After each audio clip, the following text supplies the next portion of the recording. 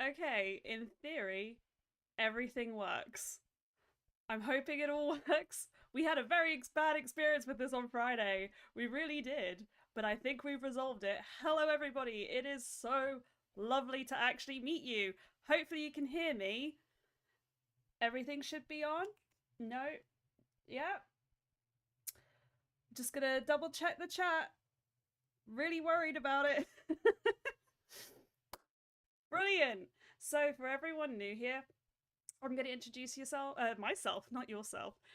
My name is Mandy Celine. I am currently in London. It is 11 p.m. right now, which is why I was just a fraction slow starting the feed. I am so sorry. So I am a cinematographer and editor, and I also run my own production company, Post Production House in London. I have a great team. We specialize in digital content for both brands and creators, and we have worked with some of the best and top creators around the world. We make a lot of stuff every week. We're forever expanding. We'll be taking on new people soon, so that'll be really, really cool. So editing is what I do. Oh, volume is low. Okay, I can turn it up. You know what it is? I recorded with this mic earlier today and it's a new one. I got it replaced because the other one could hear my heartbeat. Not joking, that sensitive. So it was probably a bit low. Let me know if this is better.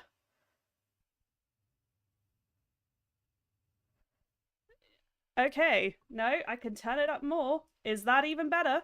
If not, we can keep going. I'm just going to go into my settings for a second and adjust because it's important that you can hear me.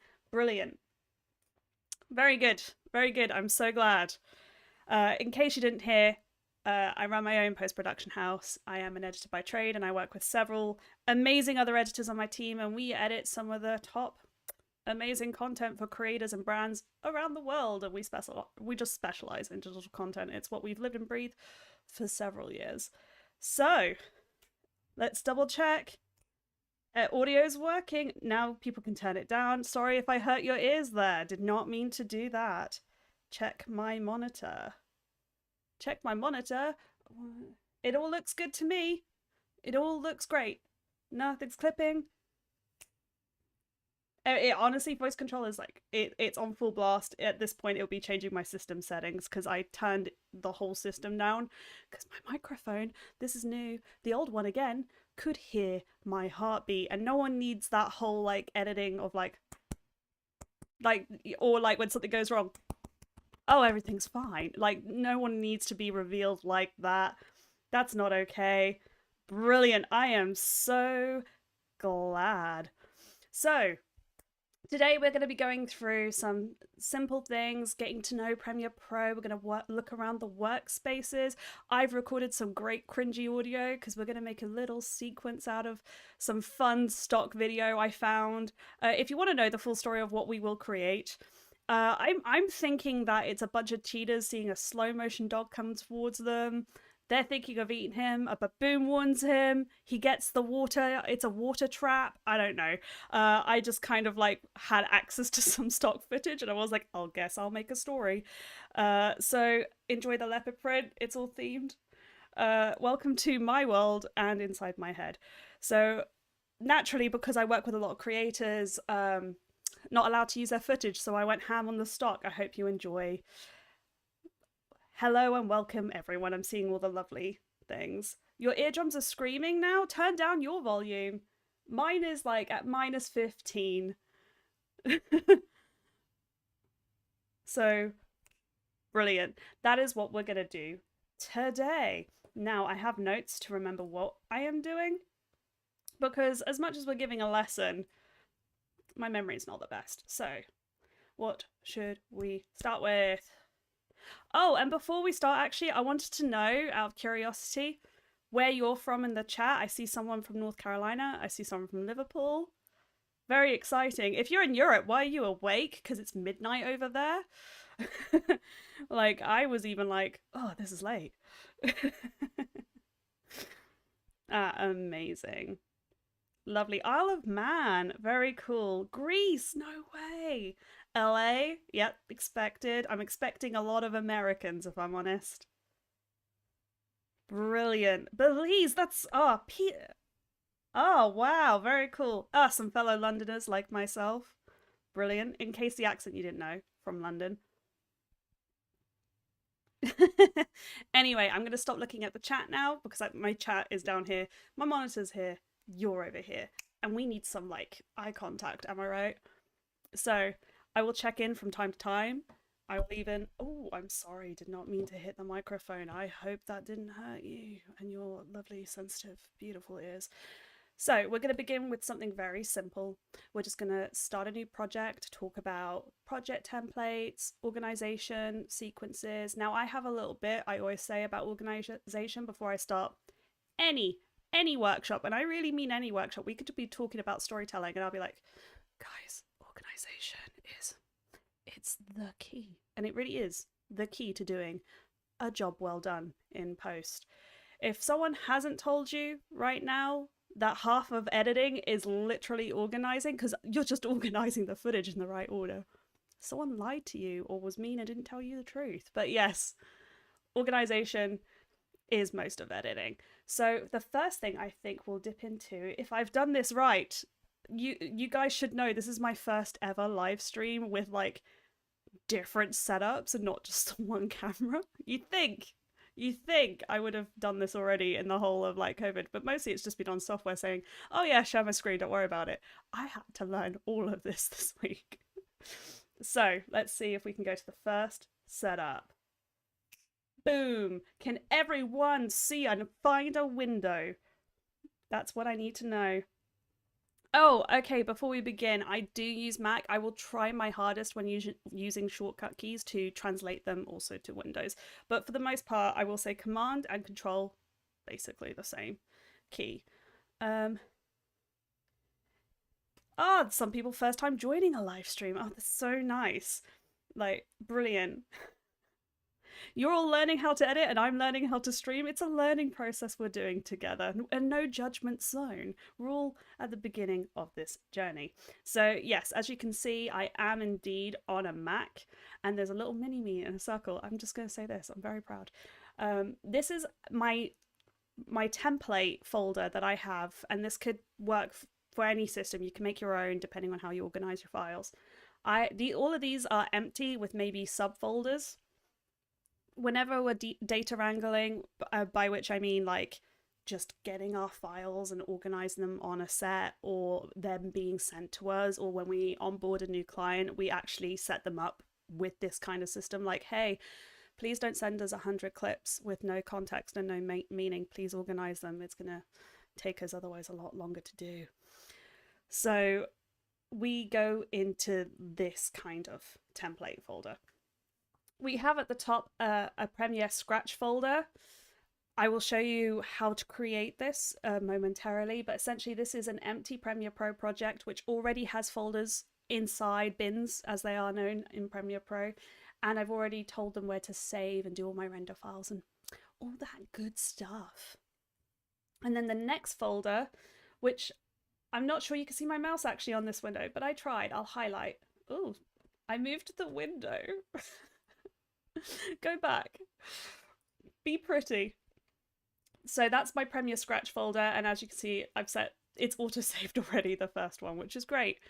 I will usually just go in and change the name to a really cool new video, and then I'll start from there. So it's already saved, which is great. I'm not going to change it to that because that's my template. That's my personal template that you can see I've even got in my shortcuts. Oh, by the way, I save one of these to my desktop on my computer, but also my hard drives, because every now and again on a hard drive in particular, if you're anyone like me, you might accidentally move and not copy a file. It's just nice to have a backup already made of your template, because usually that's the kind of thing you don't notice till you have filled it up, and it's frustrating. So like everything else, keep a backup. I'm just going to go into the chat. Yeah, be pretty, sorry. It's late. You're going to get some full-on weird tonight. I hope you appreciate it. So next up, we have the footage folder. As you can see, I have already made two subfolders within this footage folder, an A-roll and a B-roll. Now I'm going to break down what these two mean in case there's just anyone new to it. A-roll is like your main camera. If you're looking at Vlogger, it's usually what we call the piece to camera, or PTC. so this is when someone talks to the camera, a lot like this. It's this part. And a B-roll is usually what covers cuts. It's like that really pretty footage you see that adds production value. It's that stuff. Occasionally, like I might make a third file. For example, if I'm screen recording, I'll make C-roll capture or something so I know what that is. But yes.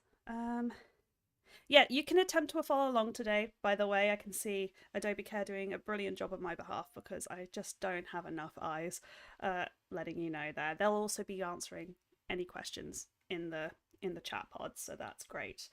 So here is where I keep my A and B roll folders, and I will put the relevant things here. The thing I've actually started to do now, and I won't be really talking about this today, but I might just to like help out a bit, is whenever I have like very large footage, because I have a Sony A7s Mark Iii, if anyone was wondering, and that records really big files, like next level big files. Even I was unprepared for that. But it's I make proxy files. I actually record them alongside the original file instead of making them in Premiere, but you can also make them. And I will have another folder in my footage folder that will say proxy. So that's where all of that goes. Audio I haven't broken up further, but I absolutely could. If I had interviews, it would be dialogue and interviewee 1, interviewee 2, or it could be voiceover, things like that. I might even in here make another thing that says special effects or sound effects, sorry, SFX, so that it will be like, oh yeah, I really loved the footprint sounds here, and I'll put them all there. Or in this case, I think for the sound effects in this one, I might have made me going because I made all these files when I was really tired the other day. So there's a good chance of me trying to sound like a dog there. Oh, what camera did I use? I use a Sony A7s Mark III. They came out last year. It's phenomenal. It's essentially a cinema camera. There's a big debate on whether you should get this or the FX3. I am a cinematographer as well by trade. So that is what I do. I've done a couple of music videos and stuff. I really love filming. I've missed it so much. It's very hard to get on set these days. Quite the tangent, sorry. But that is what I use. I thoroughly recommend it. A cheaper version, I believe, is the A7C, which actually has more pixels and is a better photo camera, but it's going to miss some of the video features naturally. Sorry, I believe my boyfriend may have hit something against the wall. If you heard that, I apologize. I think I'll cover basic, yeah, I'll get the IRL look in this session because that's what we get asked the most is how do we color correct. On this camera, in this case, I actually just have a picture profile up because I'm not about doing much, but a lot of the time people will shoot flat. Yeah, we will cover some basic color correction in the Lumetri panel. Spoiler alert, color correction is my favorite thing because it feels like you're actually changing something and it makes a difference and it looks a lot prettier, whereas I think the assembly process for me takes a long time of like block and it's tightening it, and yeah, whereas color it's like ta-da, pretty. So I love that. Okay, next folder, music, self-explanatory. It's where like maybe we will be going into some options that you can do with Adobe, but also if you have other options, you can put them in here, or maybe you made a track that you love. I put it in here. I like to know where it is. Sometimes I'll organize my music further by scene. Depends on how large the project is. If it's not that big, it'll probably go all in the one because it's for a very specific purpose. Or I might have a folder that says chill beats because I just want chill beats in the background, and then I'll have like an awesome like cinematic, a word I personally hate, but I think you all know what I mean when I say that, something that looks high production value with like cuts and it's like a mini music video for 30 seconds. I'll put like stuff in there and be like montage music because that's what they are. Graphics, again, this is where I might put anything I've made that I just sometimes I like to make loads of graphics because we share a lot within our team, and one of the best ways to do that is we make alpha files. I won't be talking too much about those today, but with alpha files, they're basically like a transparent PNG picture, and not a trick one that sometimes happens when you search transparent PNG on Google. I mean an actual one, and it will come up with like a I wonder if it could fit like a lower third, like the lower third I had earlier. That is actually a video that's exported to be put on that stream. So we'll put stuff like that there, or maybe images we want to use, things like that. Stills, a lot of the time I will actually either have photos for thumbnails or export frames from the video that might be useful later. That will all go in there. Oh, really lovely to see Connor. Sorry, I was just reading a little chat box. I want to talk to you guys. It's all well and good me talking to myself for like an hour and a half, 2 hours, but it's nice to like feel like someone's listening and it's not going too badly. Positive reinforcement, guys. Positive reinforcement. It went really badly on Friday. And the last one is MISC. This is not music or anything misspelled. It used to be called like other or general, and then I think at some point I just changed to MISC. Sometimes I will have documents or files that are relevant to the project, but not maybe even relevant to the editing side of it. I'll throw them all in there. This does not go into Premiere. This is more of like really fun release forms or my notes, a script, things like that. And then the last one is exports. Now, I have a folder in here that says old, because as much as like when we export, that's the final video, we've all seen the memes, right? Where it's like V1, V2, final version 1, final version 2. I put the actual final one somewhere I can access of that project, and then I just put the rest over there so that I have a copy of them, because sometimes those come in use because maybe there's a longer version and we cut it down shorter and all sorts. So that's my general folder template. I'm gonna think that, where are we on my notes? Oh, we're still talking about all the organization. So like, yep, that's my general folder template. I'm going to address the top one here, my Premiere Scratch folder. So some people might not understand what Scratch is, but when you make a new project, you get asked where your Scratch disk is, and that's essentially where all the files kind of create. I'm really trying to break this down. Kind of create, and it's like where everything is. In theory, you should literally be able to copy this entire project and your folders and everything still work. If it doesn't, it's easy to relink because you're like, everything's here. So it's just a way of streamlining. Oh yes, everyone, this is the Sony A7s Mark Iii. This was like, I didn't upgrade my camera for 10 years. I used an 80D in broadcast, by the way, like a Canon. I'm not sure what that is in American terms. We call them an 80D over here. I used that for like broadcast for years, and I mean like doing celebrity interviews and everything, and no one knew, because you just got to know how to like color grade and like really like sharpen that stuff up. But this has 4K. That was on 1080. This is 4K. This is pretty. So yeah, that's what I'm using. And I've got the Aperture MC lights in the background. I'm playing with those. I really like them. The reason I was a little late is because I was setting up that, so I was like, oh, our office looks really boring. I did that. So if anyone's wondering about my setup, it is that, but that's not the point of today. Let's move into Premiere. Let's see if I did this right. Hey, is that the right window? Oh, yay, there I am. I had to check because I called this one Tiny Premiere and I forgot what that meant, but it just meant that I'm in the corner. Hello. As I said, still learning. So this is Premiere Pro. I know there is another screen you're usually greeted with on beginning, but honestly, I was really worried the stream wouldn't work. And I was like, you know what? The first time, we're just going to have it all set up. It'll be great. I'll show them what I'm all about.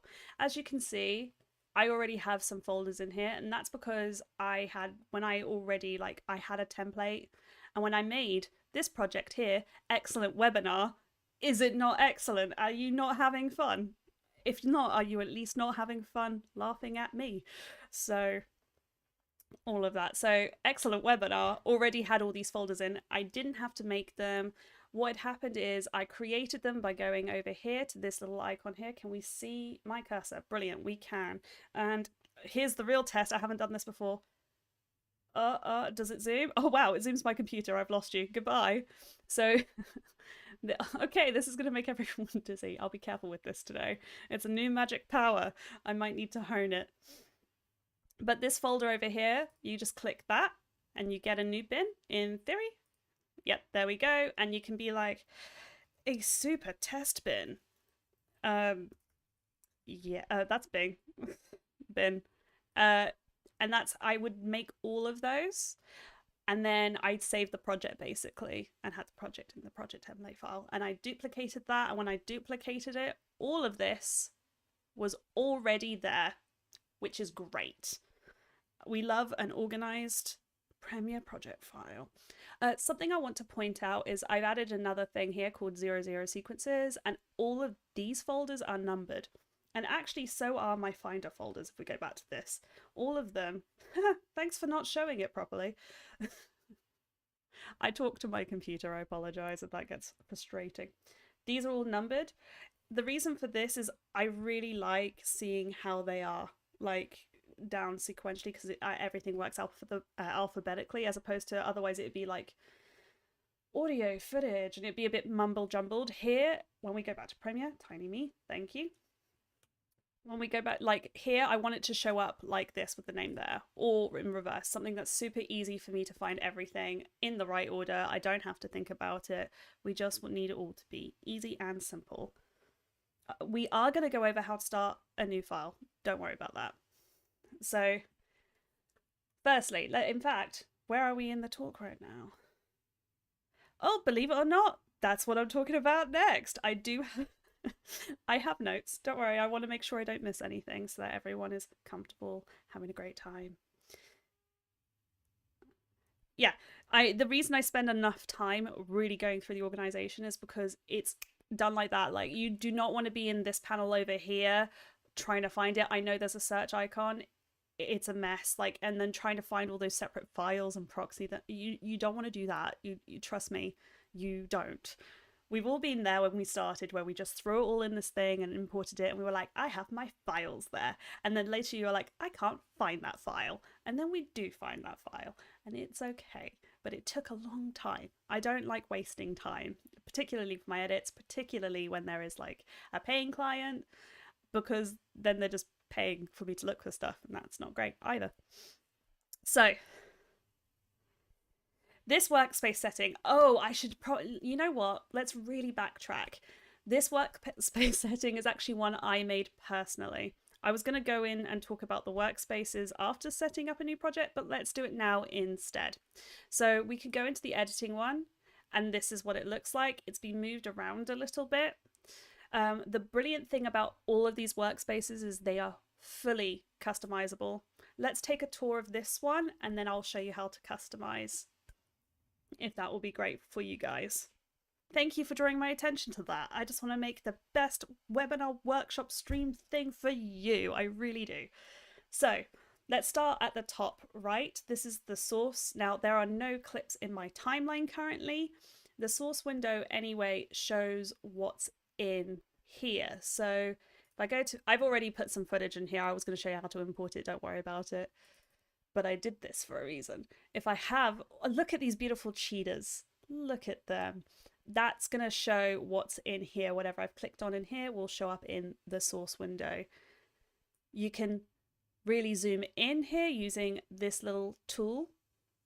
The slider, that's the word I was looking for. Well done, Mandy. Words. It's late, guys. Forgive me if I'm a little slow.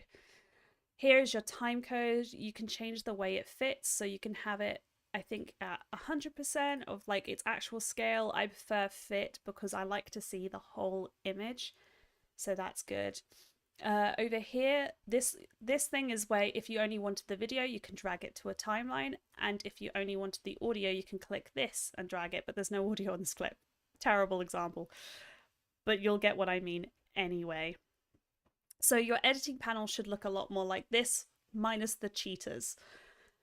Over here, this is where you can change your playback resolution. So I tend to have mine on 1/4 or smaller. This is the playback resolution for the program monitor as well. They're both the same thing. Now, the reason that I don't play back my resolution in full is I have a late 2013 MacBook Pro, and I edit video in 4K, and my computer can't handle it anymore. This thing is like nearly a decade old. So anyone else waiting for that 16-inch, you know, M1 chip thing, they should have dropped by now, because oh my god, so stressed. Yeah, so if you're having issues because maybe you're on an older computer or maybe it's got less memory and any of those problems, I thoroughly recommend you just lower the resolution down to a quarter. I mean, full, it still like looks beautiful. I think even you can see there is actually a minimal difference. It's not too bad. I am working with 1080 footage, so it shouldn't be too bad with 4K. There is a slight more difference, but not much. Um, this is honestly the biggest thing I tell everyone because they're like, I'm playing back my stuff and it's a bit taking a bit long. I'm like, guys, change your playback resolution. It helps a lot. I'm so glad that I'm not the only one needing a new laptop. Guys, the world's been on fire. Laptops, there's a chip shortage. Everything's against us. Over here, we have further settings we can do on the source window where we can change things. We're not going to really focus on these today. There's a lot of technical terms, but if you want the resolution to be full when it's paused, which it is currently, you can click it full. I personally don't have a problem with having paused full resolution because when it stops, it's just, that's what it looks like. It's not really going to hurt too much. But if you're, again, having issues, put it to a quarter, you'll have the same thing. And you can also change the playback resolution here. You can also set the video to loop so it never stops. It's useful. I find it's more useful with audio than it is with video personally. So I don't typically have the loop turned on unless I'm trying to fix some audio. But hearing yourself say the same thing over and over and then over and over again, not the most fun. So I'm fine with not looping personally, but it can be useful. We'll go over these later, so that's fine. Otherwise, you can keep everything as is for the moment. This is, you know what, this is an introductory session. We don't need to go in too deep. So that is our source monitor.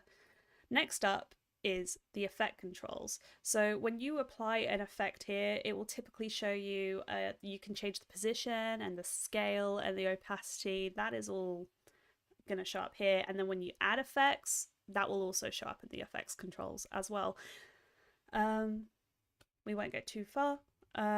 Later, I will be talking about other panels that aren't in here. I'll show you how to access those as well, by the way. The audio clip mixer. Let's see if we can get a clip with some audio so I can actually show you what this looks like. Brilliant. So this affects only each individual clips. There's a lot to go on here. This can be quite time consuming to go into. I actually just did a 40-minute lesson on the difference between an audio clip mixer and an audio track mixer with another thing, because believe it or not, teaching editing is just kind of what I do. So this is actually something you can ignore. You can do a lot of the things this can do easier in the Essential Sounds panel, which I'll get to in a bit. Don't worry. It's very powerful. It's very cool. I love it a lot. But what you need to know is this affects the individual clips along a track, and these numbers here align to your tracks down here. Cool. I think that's going to get confusing. I'm not going to dip into it anymore. That can be extensive. Over here is your program monitor, arguably one of the most important monitors. It will never usually be doubled up because at all times we want to see what is in our timeline, right? We always want to know what we are editing. So you'll notice that it's extremely similar to the source window, but it's not, because this is what is on your timeline. And here we have a really thirsty dog in slow motion. Yeah, and as you can see, the playback looks a little bit not sharp. It's again because my resolution is down to a quarter. It might be a little fraction worse for you guys because we're streaming, but otherwise, look at that. Look at that dog. He's all like, oh, yummy, yummy, yummy, yummy. Very proud of him. Go dog. Again, it works very, very similarly and looks similarly. We have a wrench here again, which is cut off a menu. Fantastic for you guys. I didn't realize it was doing that. Very similar setup to the source window, which I'm actually going to put back on because, yeah. That way you can already see you're seeing two different things. One of them is in your project and the other one is on your timeline. How's everyone doing? Oh, what's the difference between 4K and 1080? Oh, Adobe Care's got it. I think it's Caroline on Adobe Care today. Thank you so much if it is. If it's not, I'm really sorry. Yeah, no, this is a crazy slow motion clip. I wanted it to be dramatic for this dog, so I picked the slow motion clips. We can speed those up. I will be showing you that later. Brilliant. I'm so glad. Again, similar thing here. You can change the size of it on screen. 100%, that's going to be the full 1080 whack of a picture. We don't need that. Look at that detail. What a fluffy boy. We're going to go back to fit though, because yeah, we don't need to be looking that close at this dog intensely. Now, the difference between the source and the project monitor, other than what it is you'll see this additional menu here. These are all really useful things that can affect what you're editing or what it looks like or what's happening, or it depends on the buttons you have. You'll notice I have a few different buttons that might not be here for you, in which case if you're curious about them, you could press this plus icon and it will show up with this menu here. I will zoom in for you in a second, but it does mean I can't see anything. So how's that looking? I think that's okay. I can't see the chat pod though, so oh, it's gonna follow my mouse. Cool. I hope you guys are okay. So there's loads of different buttons. There's the mark in and mark out button. I'll be showing you how to use these later, so don't worry. The clear in and out. We'll actually deal with a lot of these buttons as shortcuts, so don't worry. Again, I will cover those. I got you guys. What are the other ones that are really more important and relevant? So the one, actually, I always point this one out, especially to people who are creatives. Export frame. If you want to make thumbnails, this, you can pick like instead of like, there are different ways to export lots of like thumbnails. You can go through, you can do a whole second and get like 20, depending on where you are. I'm in Europe, so it's 25 frames because I run on PAL. But if you're in America, your cameras are very likely NTSC, and I'm trying to remember the frame rate. I think it's 23.976, I think. I might be out by a digit there. I don't use it that often personally. We get it in a lot of the time, but that's typically it. And your 30, is your 30 frames a second 29.97? It might be. But yeah, you can export a single frame from your timeline, and maybe you can edit that in whatever you use to edit your thumbnails, like Photoshop or whatever you feel comfortable with. And you don't have to then spend ages screenshotting from your video, because that's annoying. We like to have perfect 16:9 proportions if we like most of the thumbnail. So, brilliant. Okay, I'm just gonna zoom out so I can check the chat to make sure I'm not going too quickly. Oh, the export frame. I'm telling you. Oh, I lost my sight for a second. I'm telling you, Felix, all about the export frame. I meant to wear glasses, by the way, but I really just wanted to look pretty. So if you see me squinting and like, that's why. It is what it is. It's just the older I get, the less my eyes are as good as they used to be. So this is a really, really key button. The other one I love to put in is the safe margins button. It's not, in fact, and the way, by the way, you get these buttons in is once this menu's open, you can just drag them out here. It's already in. That's great, because I tend to put this in.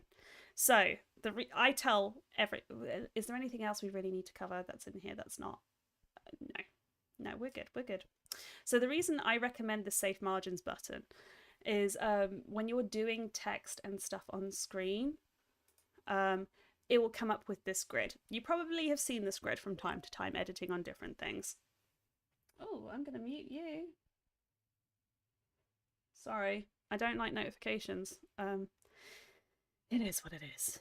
Yeah, again, if you don't have these buttons, you go to this plus icon and you can drag them in. That's how you do it. So these safe margins usually are more important within broadcast than they are digital video. The reason they're very important within digital video, to me at least, and it's something I will never do for all my clients' work, because I like the content we make to be as accessible as possible. So when people pause a video and need to read something, they can.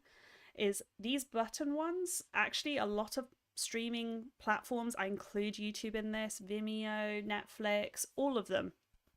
Actually, when you pause the video, a menu comes over the video now, it's not below the video anymore. It is on top of the video. And the reason they've done that is because traditionally, especially with TV shows and everything else, no one puts any graphics outside of this box in case the viewer has a responsive screen or it's a different format and it gets cropped. So that's why typically you always see like weird intro credits on TV shows, like really far in. Everyone's like, why don't they go to the edge? It's because they'll usually be around here. But with all the players, they'll cover this part of the screen, this whole bottom part of the screen. Yeah, I'm on the bottom. I forgot where I was. Like here, that you can see on my mouse that I'm wiggling to. So we will never place text below this line. Just will not, me and my team will not do it. It's not accessible if people pause the video and they want to see what the social handle is. Maybe because you can't put the links really in there for Instagram, at least currently right now. I can't speak for the future. Or if you're doing like a haul of some sorts, whether it's clothes or games or tech, and you're putting the names of the product down, if you put it down here and people are trying to write it down, it's going to get covered by the YouTube menu. You're not going to see it. I'm sure you can, even if you're on this video, if you go to that menu, it's going to pop up and cover. That's why I've tried not to put my head even down here for that reason, so it doesn't get covered. So I hope that helps everyone. Volume's still a little low and it's turned all the way up on my computer and headphones, but still very quiet for me. You know what, guys? I will try and help you out here, but you're going to have to give me a second. Okay, you can't see that. I'm glad it did not pop out over this window. Is this any better? Is this any better? I was scared of hurting people's ears. I will turn it up here. If it's too loud, please let me know. Yes, YouTube volume is up at max.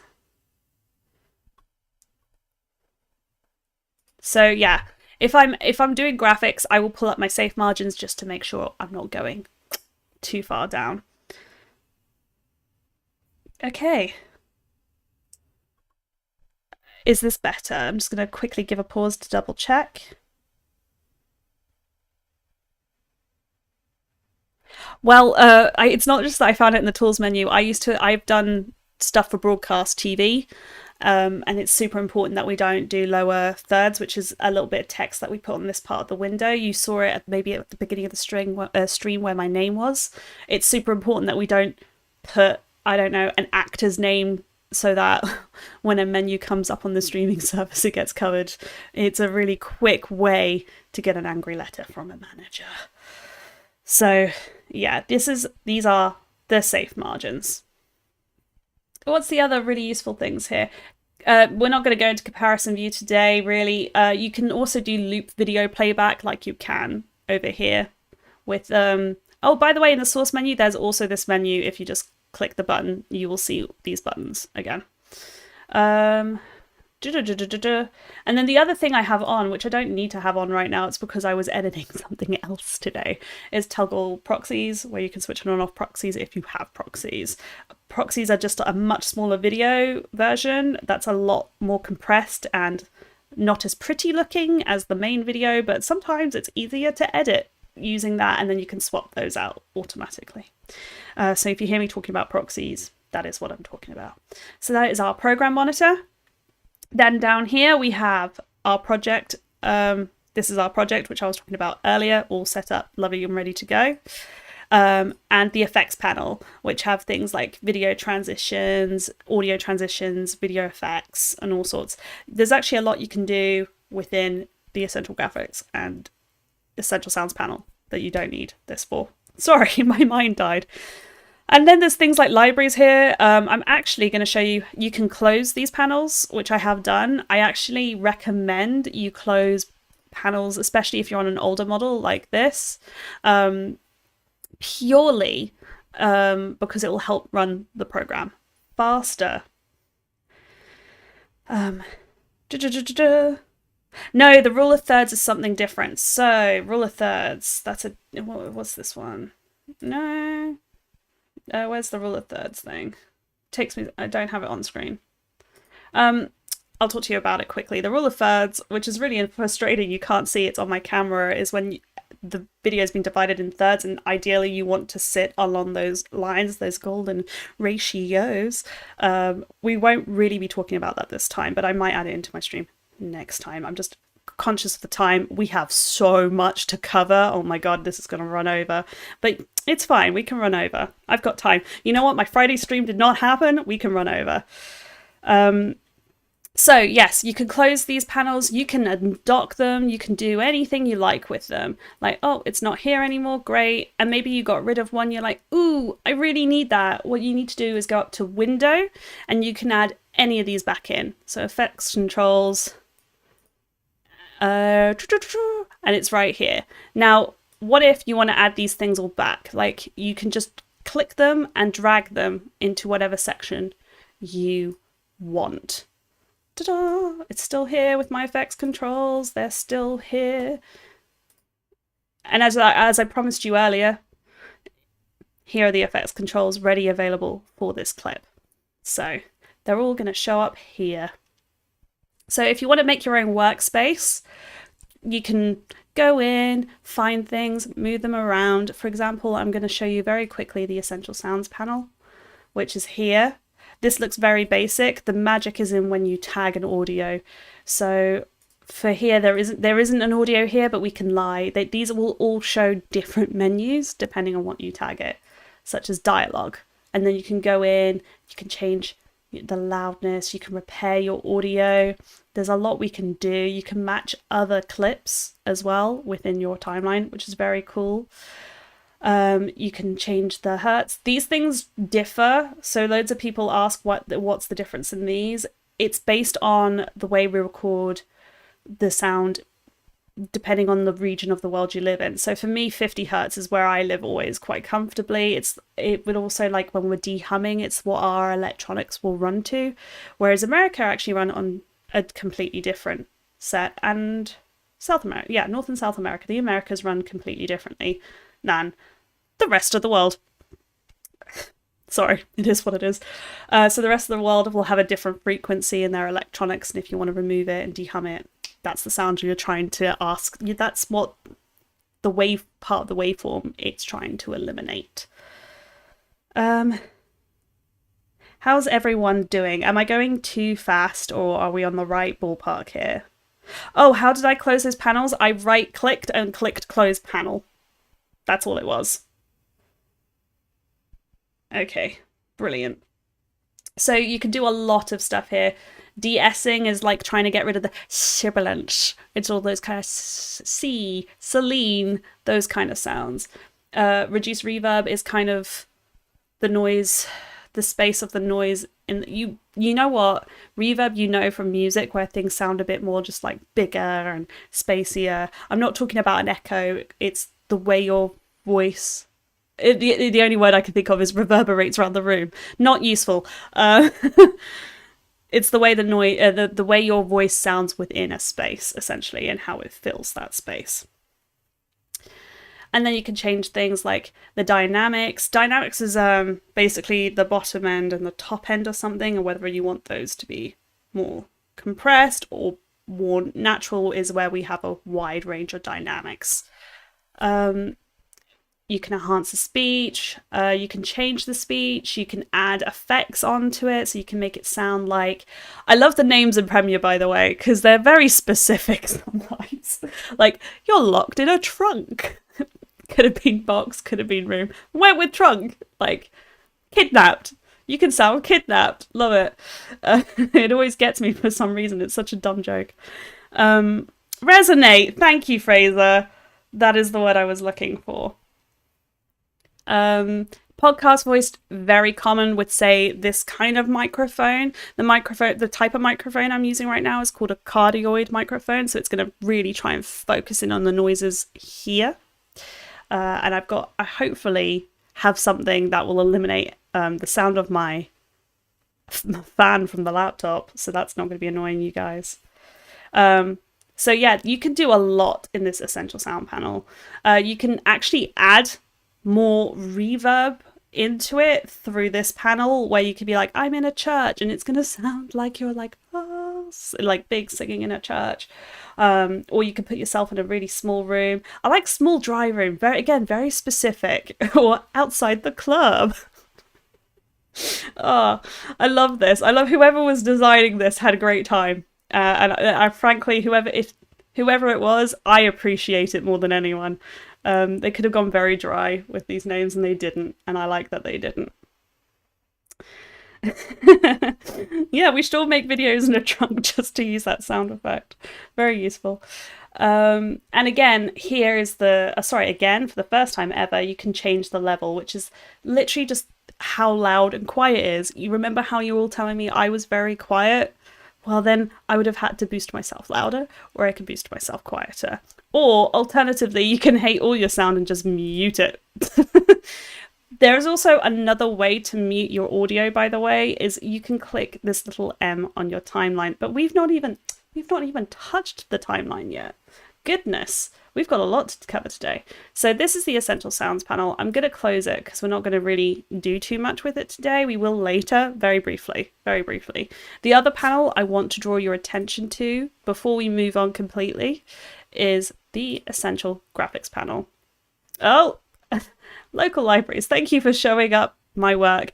And you can see that I am working with Adobe on a creator camp as well, so that's great. The thing I really honestly want to draw your attention to is the Adobe stock, because okay, that you can buy some stuff, but the best thing about it is there's a lot of free options. It doesn't look like it here. I wonder if I can slip into the graphics workspace and it will show you more. No, maybe I'll just drag this so we can see more quickly. If you hover your mouse over it, she says as it's not working. If you hover your mouse over it, this will show you a preview of the things there. There we go. It just took a second to load. So like you can get backgrounds on here. If you typed in backgrounds, it will show you all the free backgrounds you can add to your videos, which is great, like super useful. You can have titles. And there's some very cool titles as well, by the way. Like, I think I used the other day a fun glitch one. And, like, some of them are media replacements, so you just swap them out for your own images as well. Did I spell titles wrong? Yeah, I did. Whoops. No, I didn't. That is how you spell title. Yeah. Hi, I'm dyslexic. Let's just get this out the way now for when I type everything wrong. And what was the thing? So, like, I searched the other day for a glitch title, and it came up with some really cool options, and I was just blown away. Oh, this is the one I might have used, glitchy title. Eventually it'll show me what it looks like. But yeah, there's some really amazing artists that have made so many free graphics for you guys. And the best part is about them is if you like them, you can just click them and drag them and they'll be on your project. Like that easy. So if you're lazy like I am, you can maybe just find something you like and pull it in from there. Oh, Little Will of Death. I don't have a font here. The one I drag in is the one that's not going to work with the project. Oh well. Oh no, not the dog. Sorry, I was trying to delete this. But this is the Essential Graphics panel. It has some really great Adobe stock integrations. I really recommend you play with those. I'm going to close that because we're not going to focus on that. Oh, and something about these workspaces is if you like your workspace and you accidentally close something, because I didn't realize I was in the graphics workspace for a second, you can go in, click workspaces and go reset to save layout, and it's already back to where it was. Please ignore my titles for another client that shouldn't be showing up. That is my computer really going in after me there. So let's head back to our editing workspace because we want to focus on this today. Wow. Way to take up a lot of room. Oh yeah, it's because I put this in here. I do want to close this now. Close.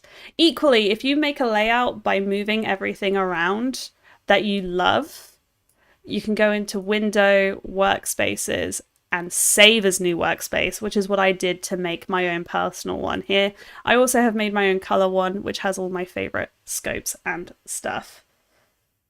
Yeah, well, it's relatively new, the Adobe stock integration, Fraser, so don't feel too bad. Because yeah, it is amazing. Okay, and then last up is this. We're just going to cover this bottom row. I'm going to move this over here because I don't know about you, but I like a long timeline. And we don't need 2 sections for the toolbar either. This is our timeline. This is where the magic happens, isn't it just? Basically, you can make your timelines in many ways. I'll be showing you that shortly.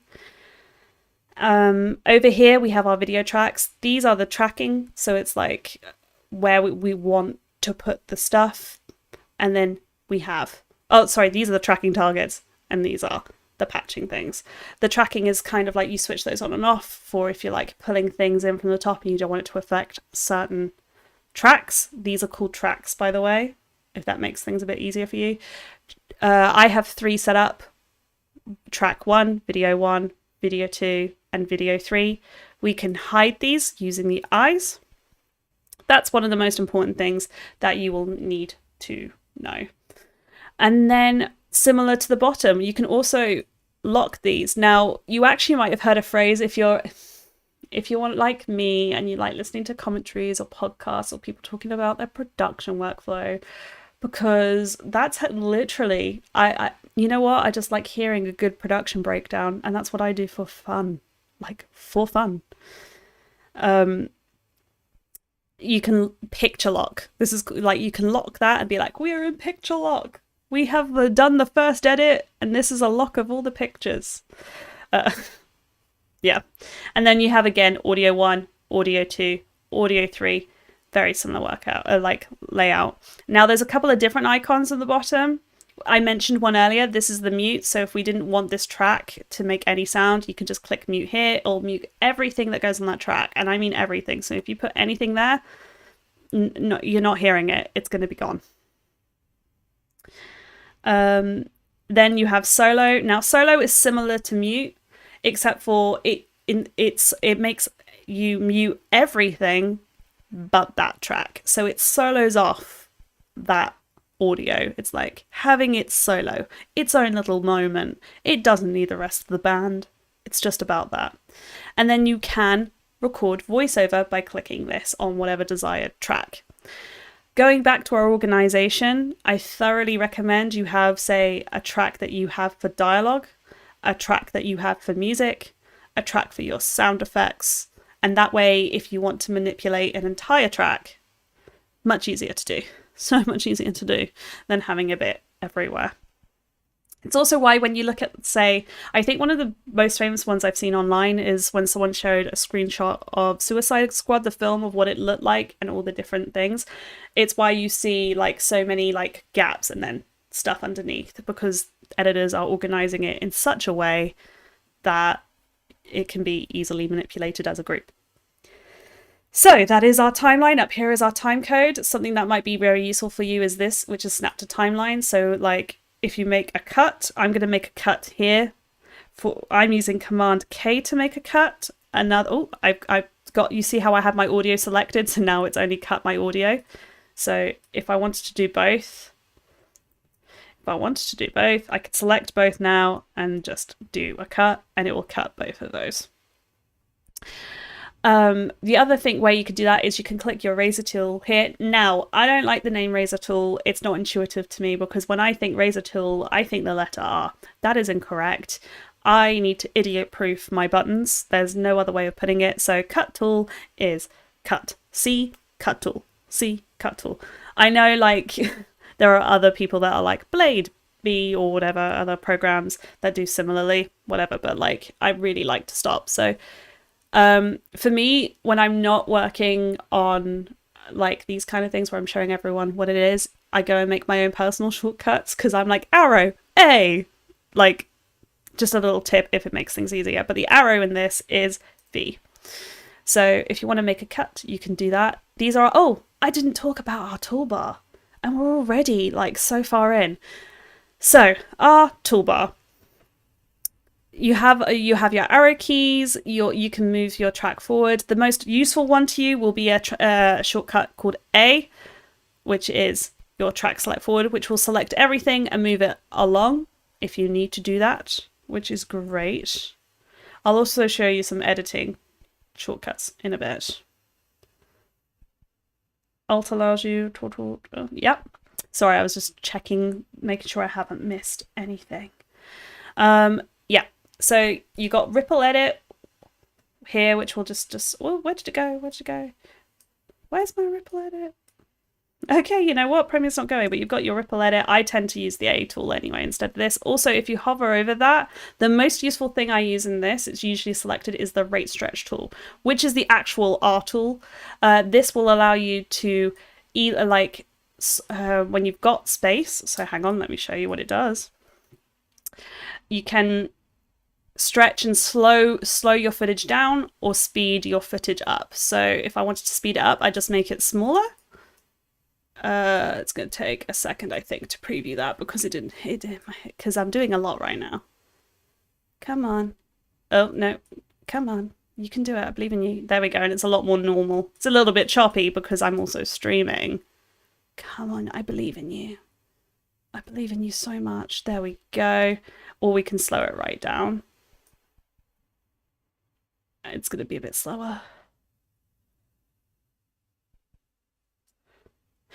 Oh my god, the snap to timeline tool. Yeah.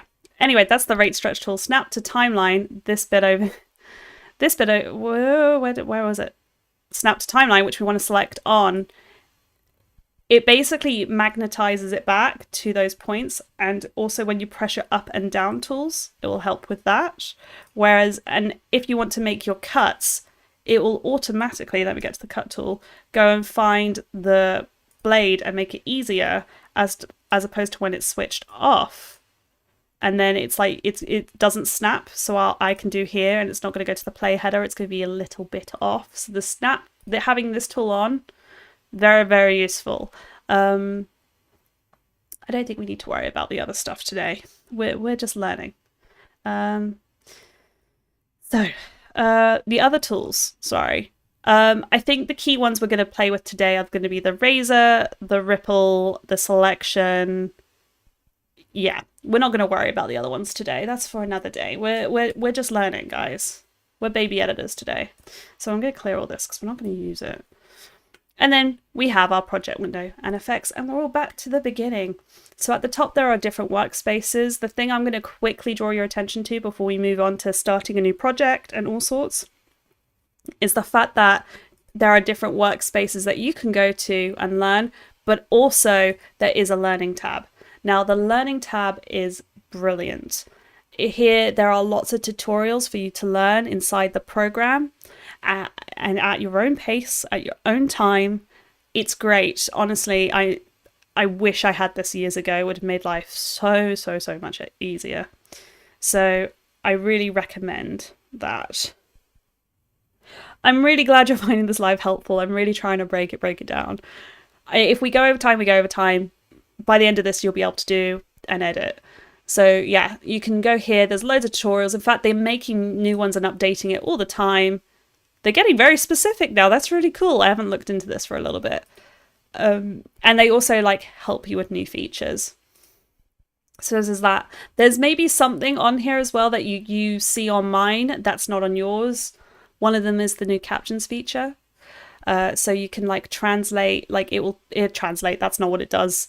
It transcribes the audio in a completed video. It's what I recommend to be the last step you do in a video is subtitles. We're not going to really cover this today. I just want to highlight that that's why it's on mine and it might not be on yours. It's a feature coming soon to all Premiere Pros. So let's get back to our edit, and we're going to go through and make, let's go to our source window, and we're going to show you how to make everything. So maybe you even bypassed that first menu and you got very overwhelmed and this is the first thing you saw and you didn't know what to do. So simply you can go up to new and project and make something there. You don't need to worry about a lot of this right now, but if you want to make a whole new project, you can go to new and project. This is what I tend to do before I make my template. So for today, I'm going to click, what should we call this one, guys? I like to have a fun name in my tests. A useful test. So what you're going to do is you're going to name your project and then you're going to say where you want it to live. Now you'll see I have mine saved to my Scratch folder, which is why totally recommend you make your folders outside of Premiere Pro first. That's why I emphasized it. It's super important. Things you might want to note here, your renderer, this will be either the graphics card you have or a software one. Honestly, Adobe is pretty intuitive and will usually pick the right one for you. You want to display your video by timecode. It's going to play the audio by whatever audio setup you have, and your capture format. Typically for me, it's HDV. Yep, HDV. So that's it. Yeah, that's all you need to worry about there. The next one is scratch discs, which I was talking about. Now, the only thing you need to worry about is all of these say same as project. Same as project. They all say the same thing because that means they'll save in the same place, as you can see here. Premiere Scratch, Premiere Scratch, da da da da da. Look how much space I have on this. Brand new. Oh god, hard drives, man. Yeah, and then everything else is fine. You don't need to worry about this. This is the important thing, that it says all this. If it does not say same as project, you're going to have issues later. It's going to be really hard. It's going to have a hard time. You're going to have a bad time, guys. And then all you do is you click OK. And then you have a new project here. It's not the one we're going to work on today. I'm just going to show you how to set it up before we go much further. So the first thing you're going to want to do is make a bunch of bins. Oh, it's accidentally done bins inside bins. That might be useful for one. We'll just move this one here. And the way you make your bins, thank you, is you go in and you can click on them. Oh no, they're all still... Where did they go? I guess I deleted them. Well done, Mandy. Trying to do so... Oh no, I opened the bin. Sorry, it's very late. So you can go in. For me, I just press enter and I will put 00 sequences. Super easy. I would usually not have another bin in that. And then I would go, opened it again. It's because I'm used to double clicking things, sorry. Tap that and go 01 footage. And I will make all my bins this way. 02 audio. These could be whatever you like and whatever makes it feel comfortable. Maybe you have a lot of stuff that needs organizing. Maybe you have less stuff. Then in footage, I would usually break it down. But some people like just one footage folder. Maybe they filmed linearly, which literally just means like in the order of which it's going to appear in the edit. So in which case, that is fine. I'm just going to double check the chat so you can enjoy this angle I'm giving you.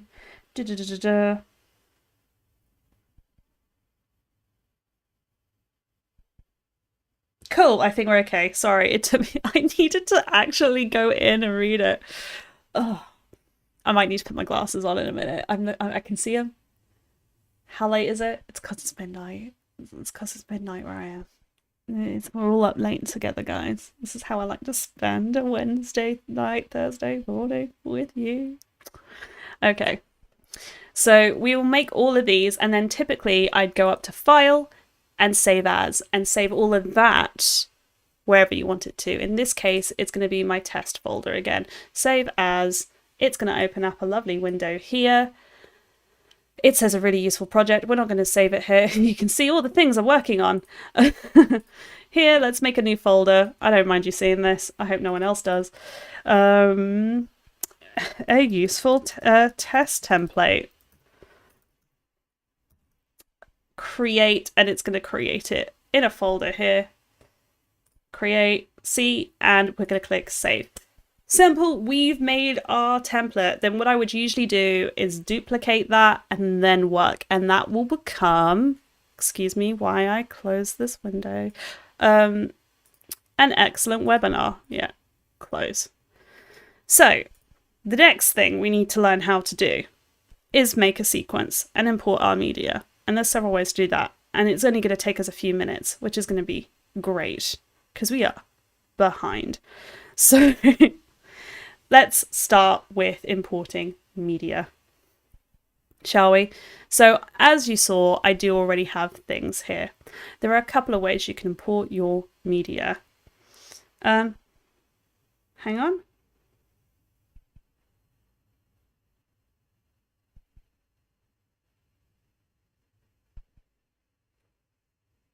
Oh wow, I just sorry, in the chat I've just learned I've just spent money on a clip. I thought it was a free clip. So that'll explain that transaction on my card this week. So thank you for pointing that out to me. I didn't mean to buy clips of a cheater. I wanted free clips.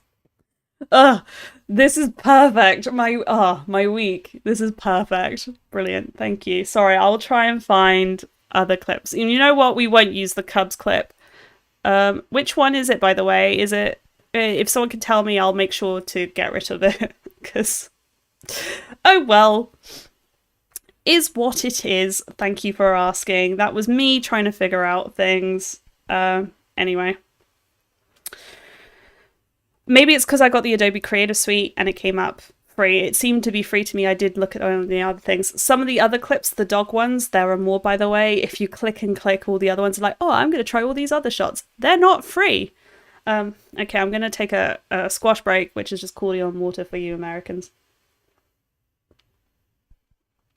I need the sugar. Give me the sugar. So good. I hope you enjoyed that ASMR. I hate ASMR. Anyway, importing footage. Let's get back to it. We are here to learn. If you press Command I, you can import footage that way, and it will pull up your window for you to go in and select footage, A-roll, and all of this stuff. All the stuff you need. I had already added names on here, so I knew what they were. I thoroughly recommend you name your footage appropriately. Actually, while we're talking about organization and names and stuff, let's see if I can make this bigger for you guys. Probably not. Okay, so I didn't get rid of all the numbers stuff here because I actually believe all that metadata is really important, in the same way that when I film on my camera has something like, I don't know, I've changed it so it's like my initials, MC001, 002, 003. I also have the date on all my stuff, so it's in like year, month, day, so I know exactly what day everything was shot. And then I might go in on top when I'm ingesting, which means importing, data wrangling, whatever you want to put. And I will like usually select and say, oh, this is recording to camera. This was the, I wouldn't say this was, I might say close up of, I don't know, microphone. So I know already what it is without having to look through it. That's just an extra step. You don't need to do it typically in vlogs because, as I said, a lot of people shoot as like 1, 2, 3, 4, 5. But it's very useful for B-roll, and that's why I have done that here. And it looks mostly spelled right, which is great. It also might have already downloaded with this information, which is good, and I might have just added a couple of things. I'm hoping it's done that for you. Just the one labeled cheetah with cubs. Okay, I'm just gonna, for my records, just do this, that I know. And then you can click import and it will import down here. Now, another way you could do it is you could just have a Finder window up, go into your footage and drag it into your project file is another way. No, please don't. Give me a second, I've done something stupid. Keep existing settings. I like my sequence settings. We're going to go into sequences in a second, don't worry. And the last way is you can go up to File and select Import down here. There it is. Import here. Simple. 3 ways to import stuff. I think I did have actually something to import into... Oh, I've spelled baboons wrong.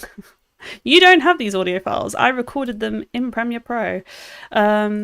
Stupid thirsty dog. Oh, yes, I did have something.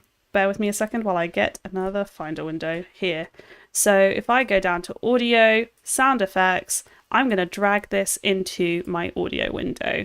Now, what's also really cool is it will create that bin for me and put that audio in that bin. See? Sorry, that's the audio here of a dog pant, which is really, really good, which is just simply a... I think that's what it is. Let's have a go. Ooh, I might have to switch my computer audio on so that you can hear it now. Yeah, that's what I went searching for 15 minutes the other day. The perfect licking water sound. It is what it is. No, right, so in camera, a lot of cameras will say, hey, do you want to have a label on your footage? And instead of it saying the Sony label, which I think is just a C, I've changed it to MC. So it's like Mandy Celine's footage. So every time I have to hand over a raw footage, it's in my name, my initials. It's very useful, especially if you're operating across different cameras. So you can even change that to MC A camera or MCA and MCB, so you can like label what camera it came from.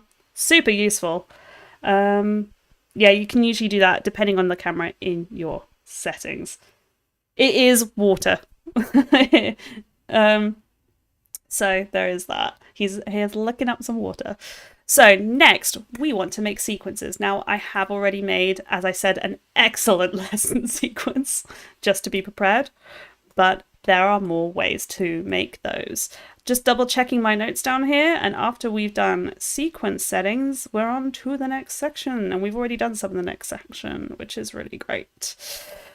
Oh, that's good. I was really worried we were very, very behind. So there are, again, a couple of ways to make a sequence. Another one is File, New, and then go to Sequence. As you can see here, you can also do the shortcut, either Command or Control if you're on Windows. I'm aware that there's a lot of Windows people here. It's just I'm one of those people that have to work on a Mac because I'm fluent in more than one editing software, truthfully.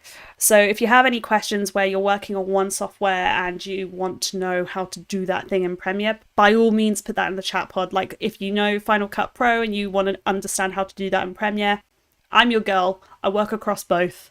It is what it is. And I realize it can be a bit of a learning curve to do one or the other. And I'm much happier to onboard you into Premiere. I will say, at the moment, Premiere's my favorite. If you're going to ask me, that's why I'm here. But I do use both because we have clients across all sorts of things. I'm not very good with DaVinci Resolve personally. But Premiere is kind of where I like to sit. And then I have to know others because I have to fix things. So you can make a new sequence by pressing Command N or Control N if you're on a Windows, or you can go up to File, New, and Sequence. Now there is another way to create a sequence, which is the way we're going to do it today. You could go down to this little, I call it a post-it note. I'm not sure if that's accurate, but I call it a post-it note. Adobe Care, feel free to correct me. If you go here, New Item. Oh, it's cut off, I think, for you guys. No, it's not. And you can click Sequence. Why are all my menus so low? Brilliant. This happened to me earlier today. You can just click Sequence here, which is what we're going to do. And then it made a window on the other monitor. 2 seconds. We'll put it here.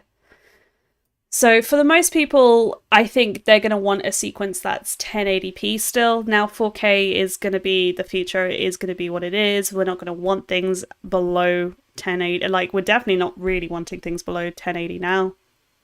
But 1080 is kind of where you very basically want to sit. You'll notice it gives you different frame rates already booked in there. 24, 25, 30. These two will grossly depend on where you live. 24 does include your 23.976 sequences, so don't worry about that.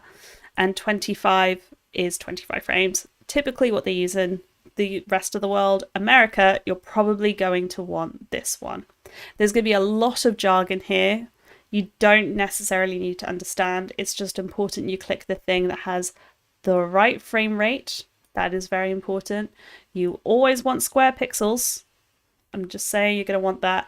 And typically most microphones will be set at 48,000. That's really important for syncing reasons. This will also involve you knowing that your microphones are recording in 48,000. So I hope that helps. There are lots of options here and something for everybody.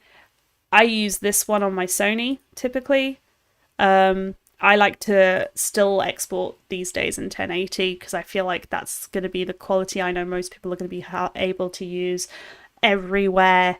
Although there are streaming platforms now that require a minimum 4K these days, I feel like YouTube is a few years behind that because it's user-generated content and not broadcast content. If it's broadcast content, we'll typically do 4K. The reason I like 1080 is because when I shoot 4K, I now have wiggle room to either keep it really sharp and crispy 4K down res to 1080, or I now have 4K that I can zoom in and I will never lose information because I can go in twice and it will still be like, so it'll go from the whole thing here to here and it's still going to be really sharp and not pixelated because that's 1080 and I've gone down into that, so it's going to still look very good. Highly recommend that. So 1080 is probably where you're going to want to sit. Equally, if you don't want to use a preset, I said if you don't want to use a preset, you can go into settings and you can set this all yourself. So if you have more experience and you know what you're doing, this is probably one way to go. You'll see it's already 48,000 hertz. You want 1920 by 1080 is your 16 by 9 video. Very common for YouTube. That is your full, that is what this stream is in. 16:9 ratio, if you are curious. You can change this based on your needs, or you can edit completely in this, and then we're going to do something later to change it into different ratios for different formats called auto reframe. But I appreciate that there are people here that might want to make their content for TikTok and Instagram Reels, in which case you would just flip these numbers around. And also there are presets for that as well for vertical video, I believe now. Yes, I think they're here somewhere. It will take me a second to find them, sorry. And I don't want to get, oh no, it's here, you can just flip them around over here and you can say vertical and 16:9. So that's great. We love what this is doing. And that's the main thing you need to focus on. How's everyone doing? You're not all falling asleep on me. I mean, I don't blame you. It's 12:20 a.m. where I am. If you want to take a snooze, I won't be offended. Especially, I'm speaking more specifically to you Europeans, where it's 1 a.m. at least. So, yeah, this is all the really important things here. Yeah, I mean, like, I tend to involve these things here in the export. I can see someone asking about them, but I don't need maximum render quality. It's just going to slow down what I'm doing as my previews on my actual workspace. And as you can see, I already cut those down to 1/4 anyway, so I'm not looking at either of those. I don't want the maximum bit depth and I don't want the maximum render because this is just for file preview. It's not for the whole video. I hope that helps. Okay, so then we were just going to name our sequence Cool Sequence 2. Oh, Cole. Oh, that's really sad. Cool Sequence 2, and then we're going to click OK, and we've made a sequence. Now there is another way to make a sequence. I'm just going to show you that now. Say you have no timeline. This is what it looks like for you when you have no timeline. But your footage is in, say, whatever you want as a frame rate anyway, and it's in 1080. We're going to have this one. You can just drag it over to your timeline and boom, it will make a sequence. It will make a sequence in with your footage, and we're all really organized people here, so we're going to grab that and put that in our sequences folder. Yeah, and you get sequence, as you can see here, matching the frame rate of that footage. We don't want to use the sequence. We're not going to use it today because I know I've set this one perfectly up. So there we go. Okay. Brilliant. I'm going to look at my notes to see where we're going to be. We're going to start looking at our footage. Brilliant. So something you might want to do is you can click your folder and you can click your folder, double click it, and you can look at the previews of each thumbnail. Actually, right now, I'm going to hit my tilde key, which is usually your key under the escape key. Now, I think on American keyboards, this looks like a wavy line like this. Hey guys, watch me do the wavy line. I need to get like this. But in European keyboards, at least definitely mine, it's more of like a weird S with a circle in the middle of it. It means the same thing. It's a tilde key. If you hit your tilde key on the window you have highlighted here in blue, it will make it big. It will make it so big. So yeah. Some people call this the tilde key, some people call it other things. I call it the tilde key. If that's not right, it is what it is. yeah, really useful to make it really big. And that way you can preview it here. And this is in icon view. I call this thumbnail view, icon view. Another way you can preview your footage is by freeform view.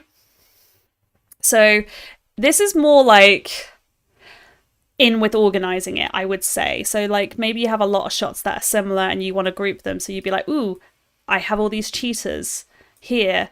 That's the way I want them to look. I'm happy with that. That makes me really happy. They're all together. You can also you see this line here, you can just click and preview through that clip as well, which is really useful. And maybe you're like, ooh, this is my little Labrador naive dog that's gonna get trapped. He's gonna get so trapped, guys.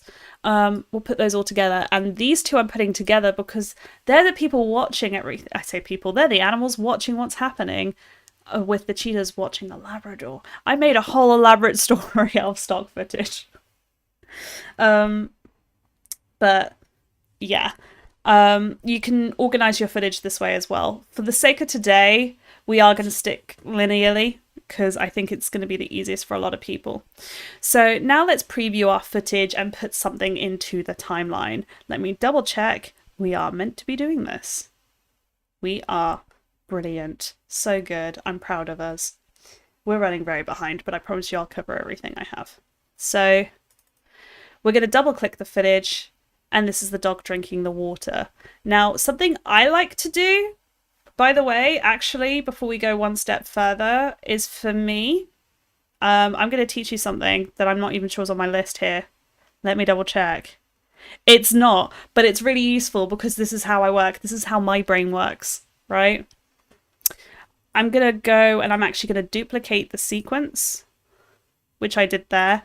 And I'm going to call it, oh, no, don't do that. I'm going to call it, thank you, selects for an excellent thing. So I will usually, oh, well, what a terrible name it's done. It's just going through asking me to rename everything. So I like to go through and have a select sequence where I can put all the footage, like if you're not working linearly, like say this is for B-roll, which is why I'm showing you very specifically. You can go through and add bits in. So for me, I love, let's go through. I think all of this is useful. I don't think there's any annoying end.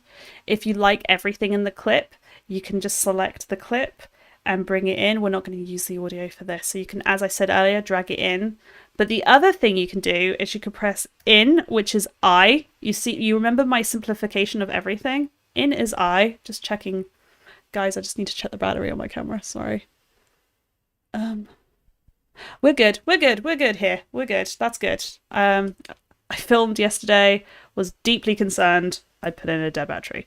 And then you can go to the end of your sequence. I will show you here where it's more obvious and do an out, which is O. Our main shortcut keys here are I and O, in and out.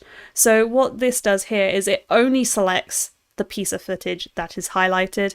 You can either drag in the video or you can press insert here or overwrite. Now insert will try and put that between wherever your players is, and that is also a shortcut.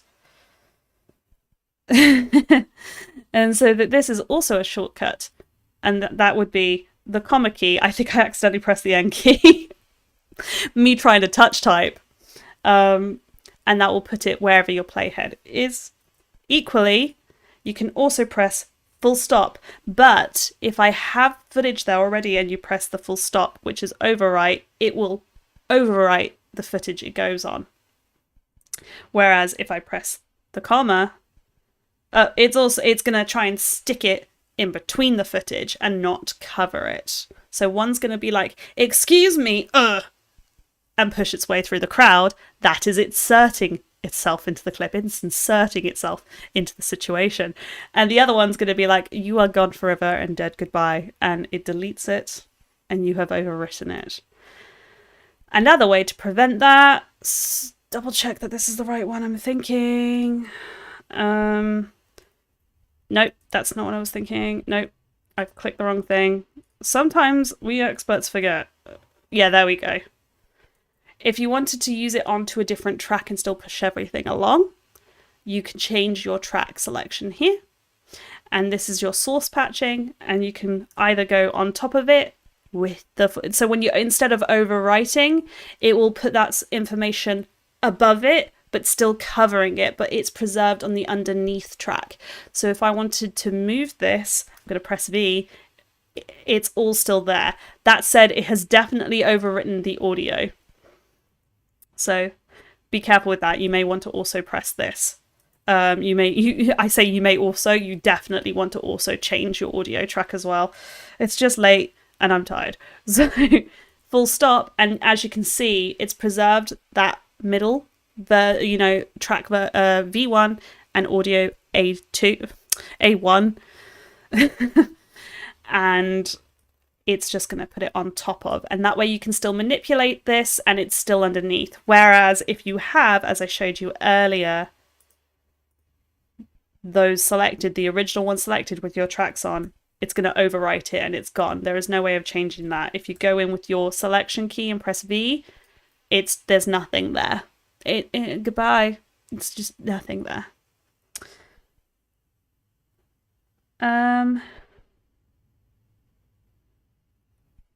Cool. I think that's a good, sorry, I was just checking the chat to make sure everything's okay. You may also notice there's now a gap in my timeline. I think this is a good time to tell you, you can either just click that gap and press the delete button and it's gone. The other way is you can marquee box your selection, go over to, where is it? I love this button. Where did I put it? Bear with me a second. It's late. There it is. It's in sequence. So you're going to go over to your sequences and you're going to press close gap. Some of us, meaning me, the some of us is me, has made a shortcut key. For me, this is my Option, Shift, and G key. And what it does, oh, I'm so sorry. And what it does is it gets rid of all the gaps in that selection, which I love. No more random, or rogue black frames. So there is that. Oh, here's a perfect time to chat to you guys about something as well. You may have seen my project auto-saved.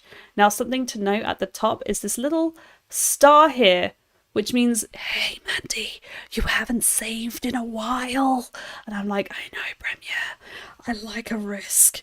But that's not true. I don't like a risk. Save all the time. So if you see this and you're like, maybe my project isn't saved and I'm concerned, you can just go to File and Save, and it will update your project to where you are currently. So yeah, you can close multiple gaps. Let's make some gaps here. Gonna cut here, gonna cut here, gonna cut here. I'm gonna get my ripple tool using A. I'm just gonna push this along, and now I'm gonna push this along, and now I'm gonna push this along. If you have already laid down music or audio that's in sequence, by the way, this will shift it dramatically out of sequence. So this is kind of good to do once you've done your first assembly, before you've added other sounds or other things. And then I'm going to go back to my V tool. I'm going to marquee box my footage. I'm looking at my keyboard. Option, Shift, and G is my shortcut to close gaps, or you can go to Sequence, scroll down and close gaps, and it will do it. We love things that speed up editing. Ha ha ha ha ha. So there we go. You definitely can close multiple gaps. So let's make a super quick selection all together of our favorite clips. We won't worry too much about the order. Maybe we will. So I'm gonna start with all the cheetahs, I think. Cheetahs here. We're gonna have all of these guys. How's this footage looking? You can either press play or the space bar. You can press play here or the space bar, or you can do what I'm gonna do, which is I want to very quickly skim through and see what I've got. Okay, so that's what we've got here. So I'm gonna, for the first part of it, I'm gonna see the whole clip. Let's double check I've seen all of that. Yeah, and he walks off. So I'm gonna have them looking. I'm gonna have I for in, Might keep that yawn in, the first one, and then I'm going to press O. And then for ease today, I think I'm just going to drag it in so you can see that you do that. You may get a box up if the clip is different from your sequence settings. Now, if you've made your sequence what you want your sequence to be on export, you do not want to change it. You do not want to. You want to press this blue button that's very much encouraging you not to do that. Press that. Thank you. Thank you to our Lord and Savior, Premiere Pro. So, okay. And then we'll go to the next one and we'll have the dog in slow-mo. It says walking. He's not walking. He's like, da da da da da da da da da da da. I really do hear like this, like that music, you know, the very classic like sports celebration music. I can't remember what it is. I'm going to press I again. I'm going to go a bit further, press O, and I'm going to make sure my play header, is on the end of that clip. Now, if you want to snap your play header to the top or the beginning of a clip, top and tail of a clip, I should say, you can just press your up and down keys like this. It's really useful. Up, down, up, down, up, down. Okay. And then I'm just going to press. I don't really want the audio, so I'm just gonna we'll do this today. I think that's really nice and easy. Nice and easy. And then we're gonna go into a close-up, maybe, of the cheetah, being like, hey, what's that?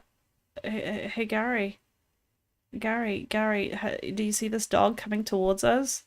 Because that's totally what's happening. These two animals are absolutely in the same park. And put in here. Now, the reason I'm doing this is because it's just makes me understand stuff. As you can see, it's snapping as well. I want to show you how that looks. Yeah, the classic sports song. Yeah, I want to use that, but I can't because it's very, very copyrighted. And let's go up to the top here, double click this. It's in the source window again. I want to end on this clip, so we're not going to put it in yet. And then I think we'll cut to, I know you can't use this clip, but I've paid for it now, I think. So I might have, I might not have, I might have done something stupid. We're going to cut to this. You know what? I'm just going to click mute so that if I do add audio in there, we're not going to hear it. And I'm just going to press that full stop. Oh, that's a long bit of footage. We don't need that much. So if you find yourself wanting to get rid of something after the playhead, like I've done there, you can use a shortcut key called W, and it will delete everything that's ahead of that playhead up until the next cut point. So which is the end of the clip in this case. If you want to do it the other way, where actually you were like, oh, I don't want the beginning of that. Oh, why am I on the pen tool? You're like, oh, I don't want the beginning of that. You can press Q on your keyboard and it will snap it up to the last cut. If there might be a gap there, it will snap it to the end of that clip. So, for example, if there is a gap and I press Q, it's going to snap it there. Equally, maybe I don't want the gap. I'm just going to press my up and down keys to snap to here, but I want to get rid of the gap. Another way to do it is W, and it will push everything up as well. So that's another way to do that. Thank you, Eric. I'm glad you enjoyed. Thank you for that. That makes me feel good. I was really worried about this going very badly. And I'm glad that it hasn't. So that's very lovely. We like it when things go right. So that's another way you can work there. For this example, though, I'm just going to cut off the rest there. It doesn't really matter. I'm going to just very, very quickly just, you know what, we'll drag the entire clip in. It doesn't matter. Life doesn't matter. Art is a lie.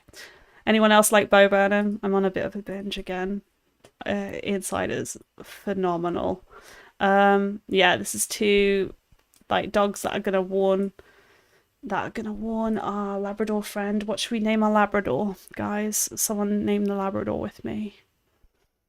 We're gonna have another shot. Maybe we go back to that close-up shot of the cheetah, and then maybe if you have in and out points, by the way, already on, so let's go to source window because I want to say that if you have in and out points selected here, you can right click and click clear in and out, and it will clear it, so that if you wanted the whole clip again, yeah, I'm going to get rid of that one. I'm going to overwrite it. I don't need it. I can do that. I like Sky Dog. I'm sorry. It's just, I like the idea. I'm just like, someone going, Sky Dog. And that's how it was named. Oh, brilliant. Oh, from Canada's London. Is that? Oh, you're in London in Canada, or are you like in like a Toronto or something? Can you stitch a frame together? Oh, what do you mean? Sorry, I might bear with me as it's late. I might be being frankly dense when reading it. Anyway, we'll head back to that, and I think the last shot I was gonna choose was Sky Dog drinking water. He ate from the water trap. Ah, brilliant. Now, what if you want to see all your clips that are now on your timeline? Really easy, super easy to do. If you cut 2 frames, can you connect them? Well, that's what I was saying between the the Q and the W tools. I had to look at my keyboard to double check. I'm on a QWERTY keyboard. There's only 2 keys next to each other. Q and W. If you're talking about, say, this, connecting these two and they're separate, press W, it will snap it back up. The other way to do it is you can highlight here and delete. You can literally do everything 5 ways. Does that answer your question?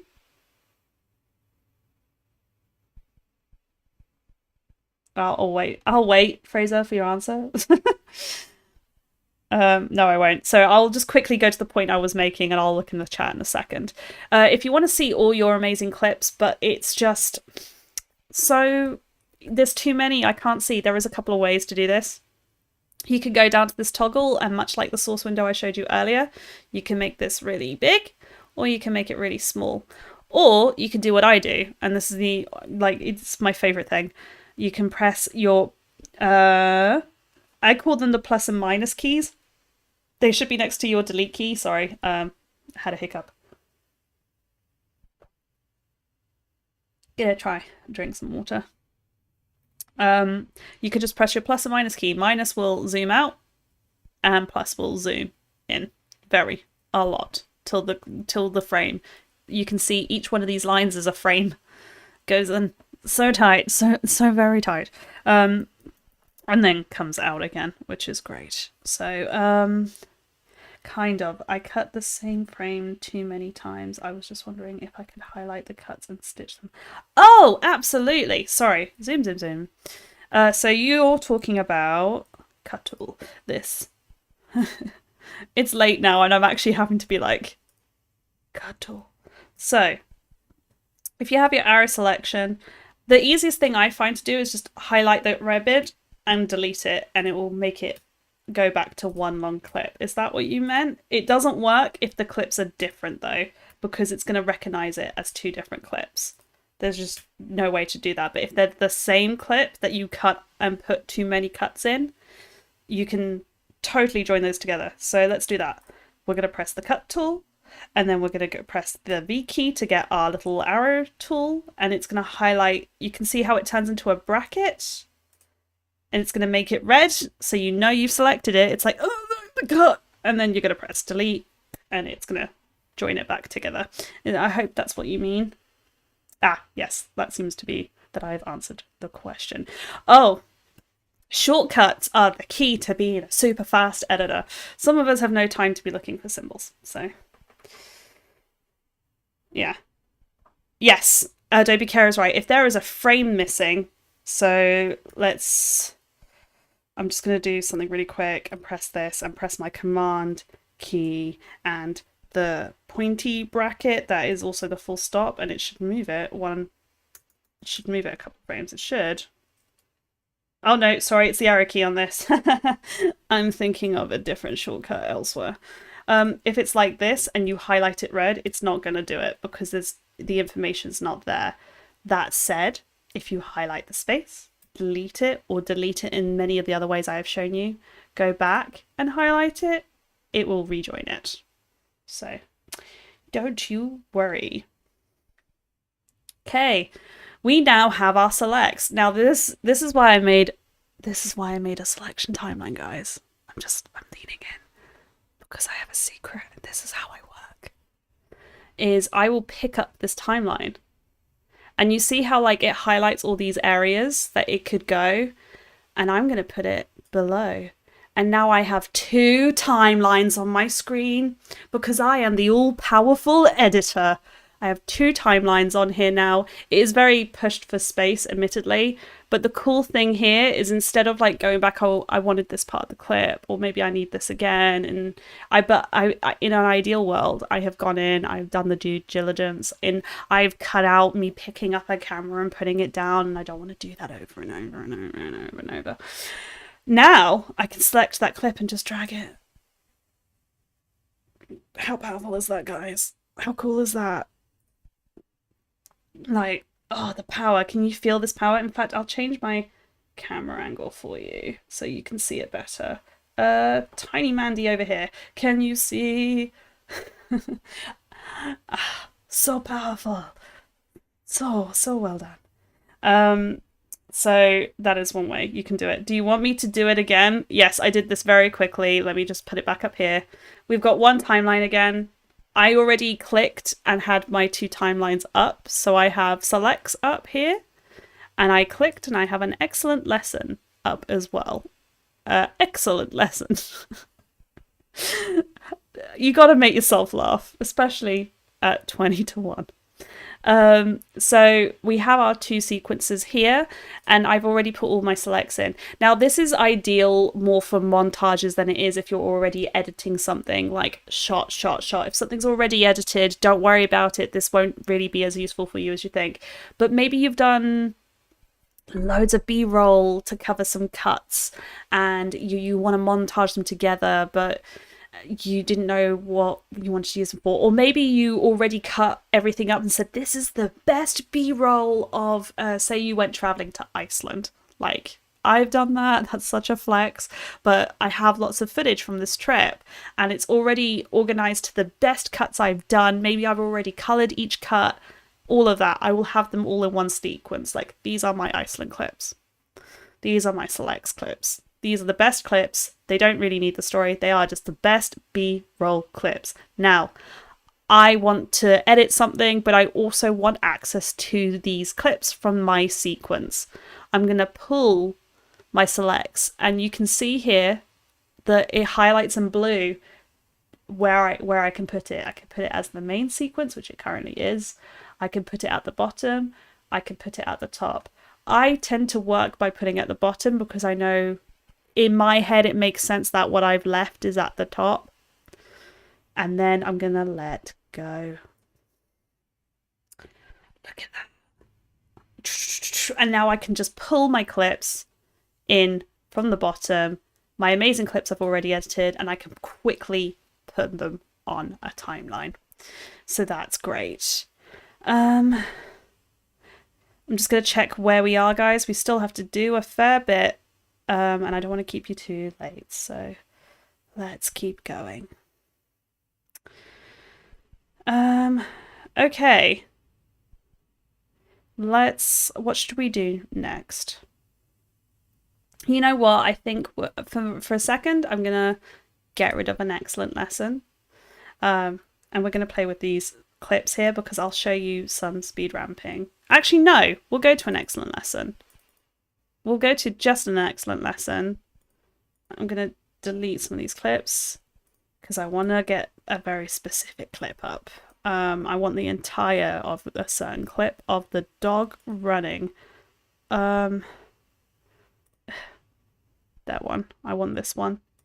2 seconds while I just organize this. I should have probably already made this. Full clip. Forgot to clear the in and out. There we go.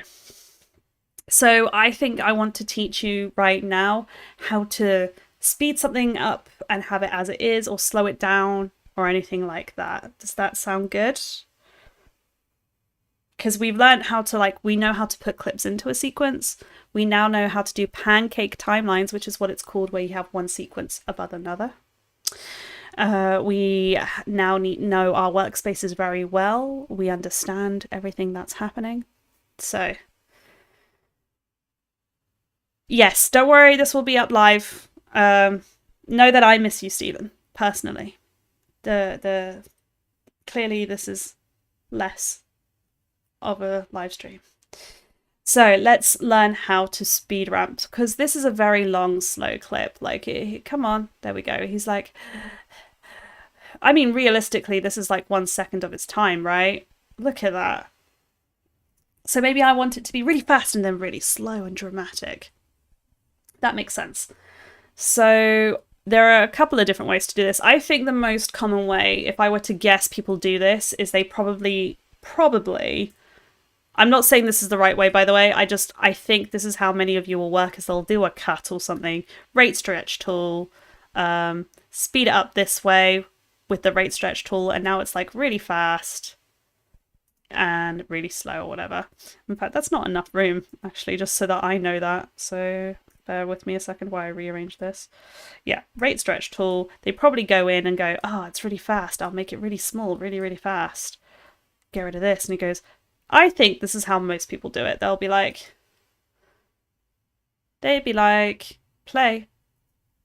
Oh, I didn't press the play button. That was all me. And then it goes really slow. I think that's how most people do it. It's not the best way to do it, guys. It is not the best way. So I'm going to just Control Z this back to our long clip. Don't know why it's not. What did I do? I went too far. I tried so hard and got so far. Anyway, it doesn't matter. Ooh, I just hit my foot on a bit underneath. I hope you enjoyed that sound effect. So, we're not going to do that. One of the things we're going to do now is we're going to create keyframes and do a speed ramp. From about, I think we should do the speed ramp around 10 seconds. So I'm going to right click on my clip. It's not going to show you the menu for some reason. I can't even see the menu because I covered it with a screen. So you can't see it, but if you right click, click, it's the word I'm looking for, not clip. It's because I was reading, show clip keyframes. And if you do that and hit time remapping and speed, which is literally on the bottom of this menu, which you can't see because my screen recording is cut off. I'm sorry, I will try and investigate this for next time. And then I'm going to click that, and you'll notice that there is this white bar that shows up. So I realize that this is really small. I'm going to help you. If you press Command and plus, it will make that video track a lot bigger. I just pressed it a couple of times, and we're going to do that.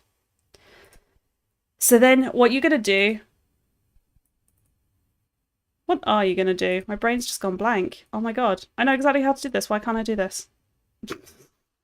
The panic in my eyes. Hang on. Did I not do that? Show clip keyframes timer mapping speed is there. Is it the pen tool? Yeah. Sorry. Then you go to the pen tool and you click on the place where you want it to still, you know, that's going to be where it's fast again. And I think that should be fine. And then I'm going to click, you can get to your pen tool by pressing P. Yeah, pen tool, P. See, like we really, really, really like to simplify things. You only have full or half available. That will depend on your footage if you're talking about playback resolution. Don't worry if it's not on a quarter. It's clearly, like, that's probably just my computer being like, oh man. Yeah, it does depend on the resolution of the footage. So don't worry about it. You can only really get to 8th when you do 4K anyway, because then it's like, oh, okay, don't worry about it. So we're here, we've made our marker as it is here. The really cool thing about this is if you pull these lines, you will see it comes, where's my wiggly line? I swear, are we not doing the right thing? We've got to be. Hang on, sorry, excuse me while I figure out why my computer, come on, do the thing. It's not, is it? I'm not doing the thing. I'm not doing the right thing at all. Hang on, bear with me a second while I play. Hang on. You know what? Let me just control C some things. I think I've done a dumb.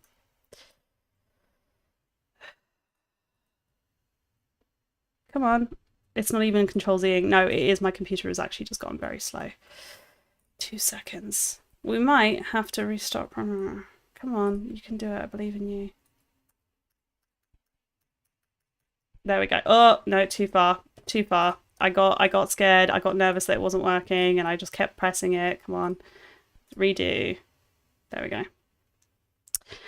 Oh, of course. The other way you can do this is you can make sure that we click the diamond. That's what I was looking for. I'm trying to make things too difficult, clearly. And then when you do the diamond, if you press up or down, it will change the speed of the clip. Apparently, yeah. And that, see how it shrunk when I changed it up? That means the speed of the clip's done. I did a dumb. I'm so sorry. We didn't need the pen tool. Don't know why I thought about it. It's been a long day. It's a different day. It's a completely different day for me right now. We're all sleepy. That's kind of confusing. So what's confusing? Hang on. Oh, don't worry about it. That's another thing. You guys are problem solving someone else. God, you're so sweet. So again, you can press the little keyframe icon, and if you want to do everything beforehand, you do that. If you just want to do a section of speed ramping, you click the diamond over here, and then you'll see these two markers now appear. And now you can get this little line and go up or down. Up is faster, down is slower. We're going to go up. We're going to go right up. I'm trying to push my mouse up. I was running out of room. There we go. I want to go real fast. Like 2,000, 3,000 fast, something like that. Now you'll notice that there's all these play headers here, these markers, they can actually split apart, and when they do, you can ease in and out that speed ramp, which is something I like to do. I think it's a lot more smooth when we do that. Come on. I might have to zoom in. Yeah, I do. Ooh. And you can move it, which is not what I wanted to do. Zoom in again. Nope. Come on. Oh, I'm hitting the wrong one, aren't I? There we go. That's what I wanted. Well done. And we can like smooth those in. You'll notice that when I do that, you then get an option of this little node here. If you pull it up and down, she says trying to do it with it not responding. Let's try this one. Let's try and see if this one works more. No. There we go. It's turning now. I can see it. You see how it makes that line more wavy instead of a much harsher transition? That's why the speed ramping feature is like so good. So you can do that. We could pull those and then apart, and then if you want to just render it, you could press I and O. So I'm going to try and render it. I'll take a second to look at the chat pod while I do. What rendering does is things that are like a bright red line might just not play back as smoothly as they should because it is not processed that clip. I'm just going to press enter and it's going to do it nice and super fast. And now you can see how much better that plays back. Oh, and it goes, it's just a small little jump there. I wonder how fast it will render this entire clip out for you guys because it's quite short. Oh, and let's go to the top of this clip. I enter and render. So if you're having an issue previewing your footage, just press those things there. You can also go up to, I think it's sequence. It is. Thank you, memory. And you can have many other render selections. So maybe you just want to marquee box something and do all that. You can do that as well. So I'm going to zoom out. And now we're going to watch the clip together of this dog running. It's very slow, really fast, very slow. So in that kind of instance, I might even put a sound effect that's like, whoosh, you know what I mean? Oh, it did not want to play that time though, did it? Really fast and slow. Wow, this footage is literally a second long and this guy has slowed it down. And he makes bank off the stock of the rest of it. Genius, such a good idea. So that is what we call a speed ramp.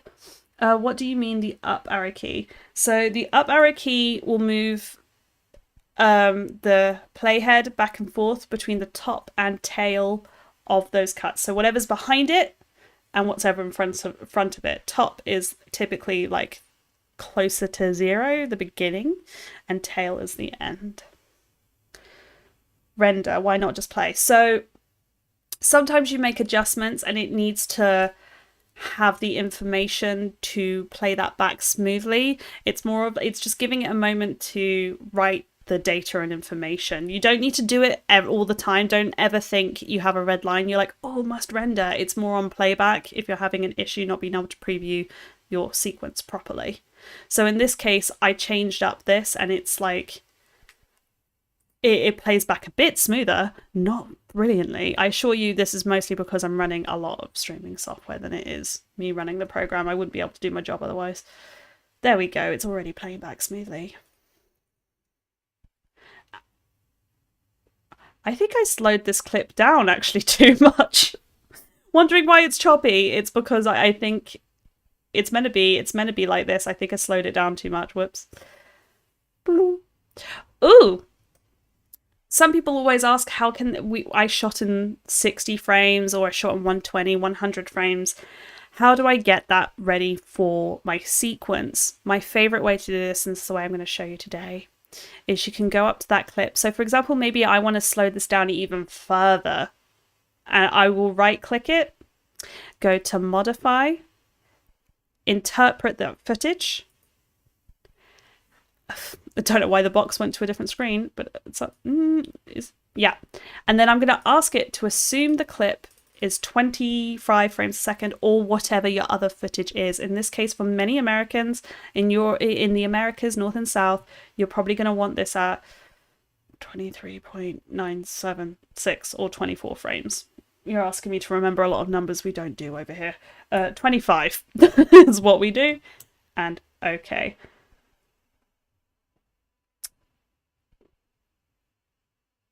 So there we go. I'm just gonna go in through. Yeah, that's a bit more advanced than we're gonna go in today. I could go in and talk a little bit about motion blur this second. So maybe you've done a really big hyperlapse and it's one clip slowed down like the entire clip. Something that might be very, very good for you is when you right click on the clip. Where is it? I did it literally today. I think it's off the screen, which is why I can't even find it. Oh, it is off screen. So when you right click it, you'll get a menu further down that says time interpolation. And you're probably going to want to swap that to frame blending, and it's going to add some motion blur. Another way to do it is with directional motion, and that one you can keyframe. That I will not be going into today. It's a bit too beginner, I'm afraid. This one is a bit more too beginner. However, also feel free to hit me up on Instagram at Mandy Celine. I will see what I can do for you in my free time. Just like find me on there. So hopefully that helps. Right, let's have a little looky-loo at where we are now. Hey guys, we're going to explore color. We're going to explore color. I'm not going to make a full sequence today.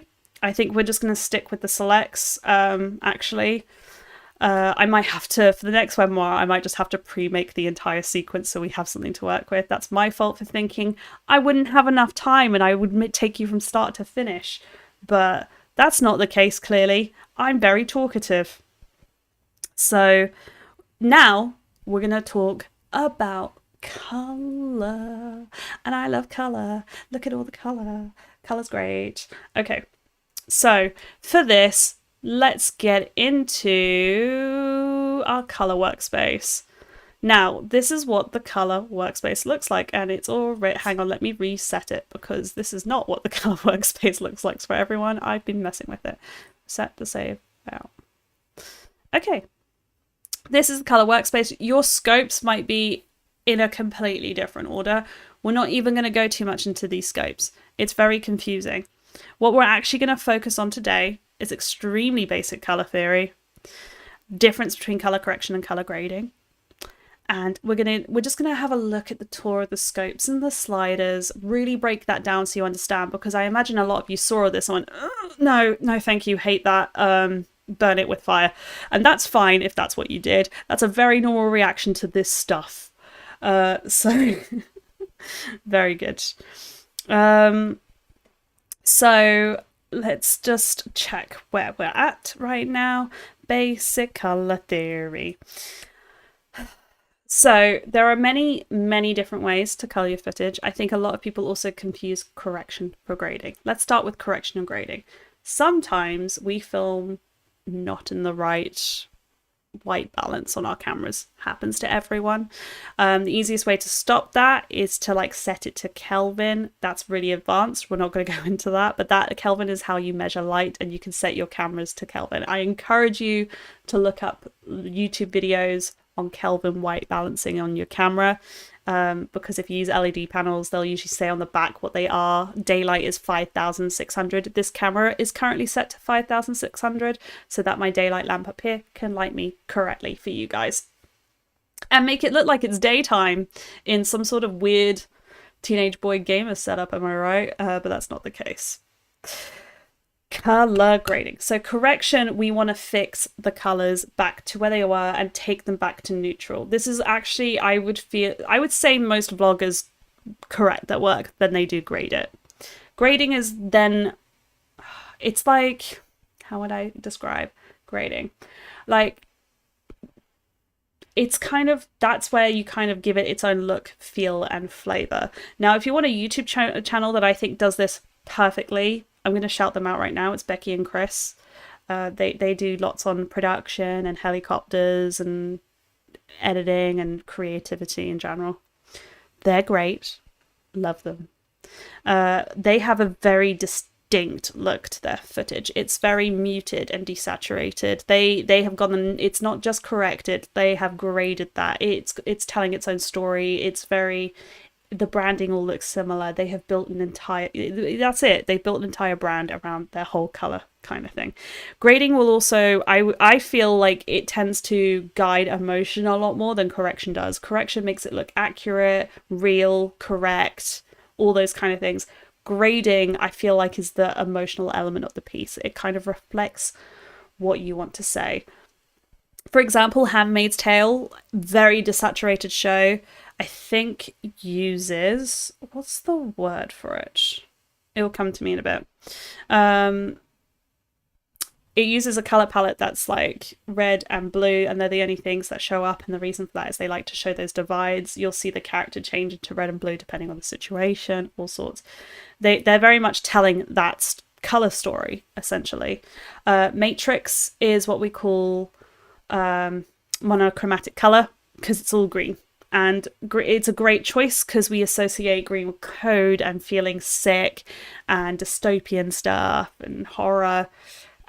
Perfect choice for that. Yeah, grading is very much like the style, and I feel like that's what provides more atmosphere. You'll see a lot of, one of my favorite is the way they use color in Legally Blonde.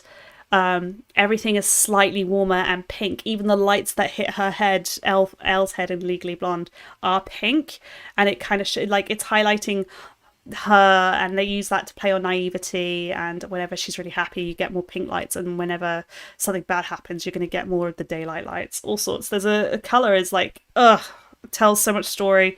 Desaturated, typically used for more monotonous, sad things. Blade Runner uses a monochromatic palette as well, by the way. Very orange, the new one I'm thinking of. I think I have notes on this, actually. I have examples. I will get them up, like, for me to tell you. So if you see me take a second, this is what I'm doing. I've written a load down. I think the most common used in sci-fi, because you recognize those cyans and like those neons. There's a name for it. Oof, my brain is gone. Color. And I spell color a different way from most of you, I imagine. But I will try not to do that today. Color. Please open on this window, not in the middle of the Premiere Pro window. That would be great. Yes, that will also work. So, basic color theory, blah, blah, blah, blah, blah. Right. we're going to get into the main part in a second, but I just want to skim over a little bit of color actual grading theory, which we're not really going to use today, but it's something that I love and actually people watch films and recognize and adore. I'm not going to spend too much time on this. Discordant, that's what Handmaid's film, that's the kind of color scheme Handmaid's Tale does. Yeah, that's really common. Sci-fi tends to be triatic, so it's like 3 colors evenly spaced out on a color wheel. If you don't know what a color wheel is, there's actually one over here on one of our scopes. We're going to go into this in a second, our vector scope. So that will make a lot more sense. If you really want to get into color, save an image, a PNG, I don't care what it is, of a color wheel. It's gonna really help you get there. It'll also help you understand the most common color schemes. I think the one we know the most is complementary, and you'll know it because of teal and orange. Now, if you've watched Drive, Polar Express, most travel vlogs these days, all are teal and orange because it's very pleasing on all skin tones, and the background's cold and you pop in your nice like warm orange tones. So yeah, that is very basic color grading theory. Now, color theory. We're going to understand, we need to know some terms before we go into these scopes. We've got to understand them. The main ones we need to understand are hue, saturation, and luma, luminescence, and brightness. So the last 3, all the same. Today, I think we're going to stick with luma. Now, when I say hue, saturation, and luma, you might recognize that as HSL when you're on things like Photoshop and it's asking you to type in a color in some way, and you end up finding like the hashtag and blah, blah, blah, blah, and you put that in. That's the information that it's getting. It's getting the hue. The hue is the color. Hue just means color. It's just a very weird way of saying color. Saturation is the intensity of the color. So very pale to very dark, and how like strong it is. Like these are pretty intense behind me. Actually, these are really good examples because on lights, if the color is too intense on camera, this will show white because it's too much. It's like clipping on my camera. You can't see it. I'm going to switch my main view. So you can see that this color is clipping and it's showing white on the camera. Over here, it's actually perfectly blue. It's because the color is so intense on my screen, it's coming out white. Whereas if it was less intense, you'd actually be able to see the blue, but then it wouldn't spill up the wall. So I wasn't really happy with it. Let's go back into Premiere. Let's go back into Tiny Premiere with my face. Tiny me. And luma is the amount of light within a color. So with saturation, the intensity of color will go from like super blue to near gray, and then light will actually just be like, if it's white to black, that kind of strain in it. So one is the light, like the brightness of the color, and the other one is the intensity of color, the light within it and the intensity. Now these affect the color in 2 very different ways. One of them is going to desaturate them more. One of them will look like it's desaturating them more, but there's just less color in it. So it's very hard to explain, but essentially those are the 3 elements we're gonna change up. So like how light and darker color is, how like intense blue to like low level blue it is in saturation, and the color itself. Bright colors are usually associated with lively, kind of happy things. Dark colors tend to be very, very dramatic. Also, you can change up any of these rules that I have given you. It's your video, I'm not your mum. So you do what you need to. Just gonna double check the chat. Blah, blah, blah, blah, blah. Brilliant. You all know what I'm talking about. So correction. So grading is like putting on that style. Correction is fixing that hue, saturation, and luma at first and bringing those back to normal, very recognizable levels. We're going to be doing that in theory today. I might have to really mess up this clip before I do it. Let me double check my color theory notes and see if I can give you anything else that's just nice. My notes are so sarcastic to myself. Well, we have to make our own selves laugh, I guess. So let's go back to the lesson notes to make sure I cover everything I do cover today. That's the important thing. Let's do a basic tour of what we see on the screen, because this is going to be mad overwhelming. There are 2 panels that you're no longer you don't know what they are, one of them are the Lumetric scopes and the other one is your Lumetric color. We're going to go through. We're not really going to bother too much with the curves today, but I will go through them. We're going to really focus on this panel up here, the creative panel. So let's go through our scopes first. These are the main three that I use. If you don't have these up, I completely understand. The way you can find them is by right clicking and you can just switch on and off what they are. I will be naming these as we go along. Don't worry. So let me just check something. No, that's not the one I want. I was right. Every now and again I forget the name of one. I'm like, nope, I didn't want that one. So over here, this white one, I like to have it up because it shows me where the light is if something's too bright or dark. This is our Luma waveform, our light waveform. So what the thing here, what all this wavy line is called, it's called a trace, and it will typically move if the clip moves. Come on, where the object is on screen in the same way on the clip. So yeah, see, as he moves, it's all this. The numbers here are probably more what we're going to focus on is the IRE. It is named after the engineers that made it. I can't remember the name of those engineers. They would be very upset. But they're the ones that made this measurement. We never ever want to go above 100. That means our light is clipping and we have lost information. Equally, we never want to go below 0. We want a really good dynamic range up and down. I would actually say that this is technically a little underexposed, so this is actually a good clip to focus on for a second. And yeah, and we've got all the good mid-tone information. We want to live between 20 and 80, which is what it's doing. And then the top end of it, we probably want it, we'd actually want the lighter colors to be a bit higher, but maybe they just wanted to preserve detail. I mean, it is stock footage. So there is that. That is our Luma waveform. This will be focusing on the amount of light and dark into it. 0 are the blacks and 100 are the whites.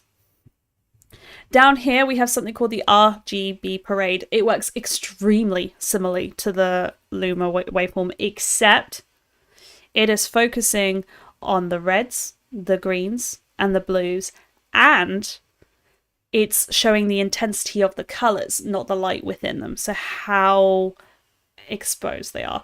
On a normal vlogging image, we'd actually like these to be pretty balanced unless there is something throwing it off very specifically. So we could actually push more blue into this if we wanted, but I think they wanted it to be on the more yellow side, which explains why there is more green and red. We never really, again, want it to clip on either because it just means it's starting to lose a bit of information, although they might be very intense colors. Maybe you want it that way.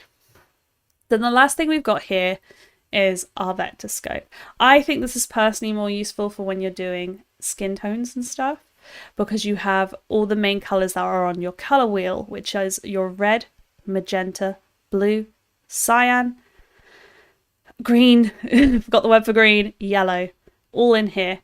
This line means anything outside of it might have information lost. It is the broadcast safe zone of color. Now, broadcast safe is just something designed for television mostly and that kind of thing, because it's a very, you know what, I'm not going to get into it because it's very complicated and long. You typically don't want to go outside of it. It means there is a loss of information. Everything inside, you know, is going to be fine.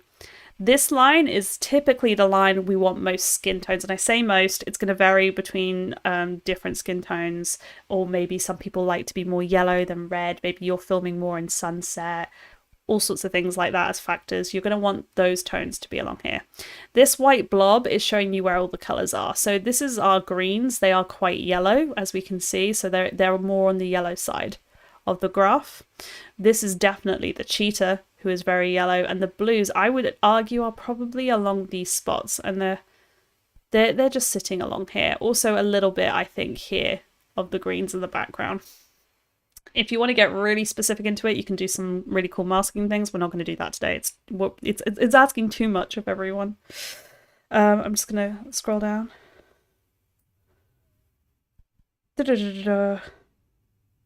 Okay. Just check in to see if there are any questions as we go along. On the right, we have the Lumetri color panel. We're really going to focus on these sliders today. I'm going to take you through.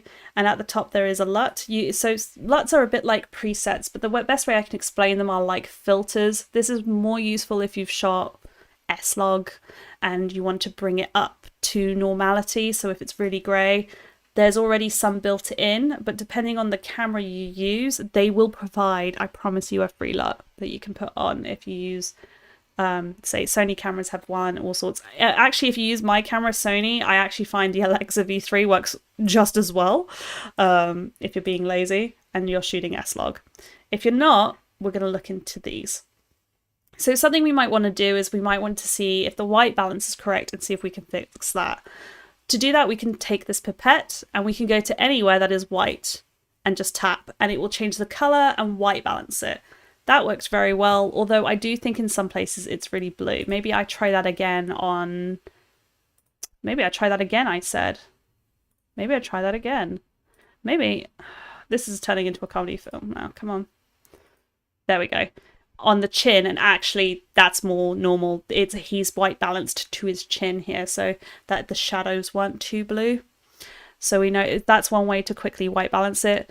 Maybe you've white balanced it and you decided you don't like it as much. Maybe you want it a bit bluer. You can move the slider along here to try and get it to see that. And you can put more blue in the image. You'll notice as if I shift my blue, more blue changes on this RGB parade here.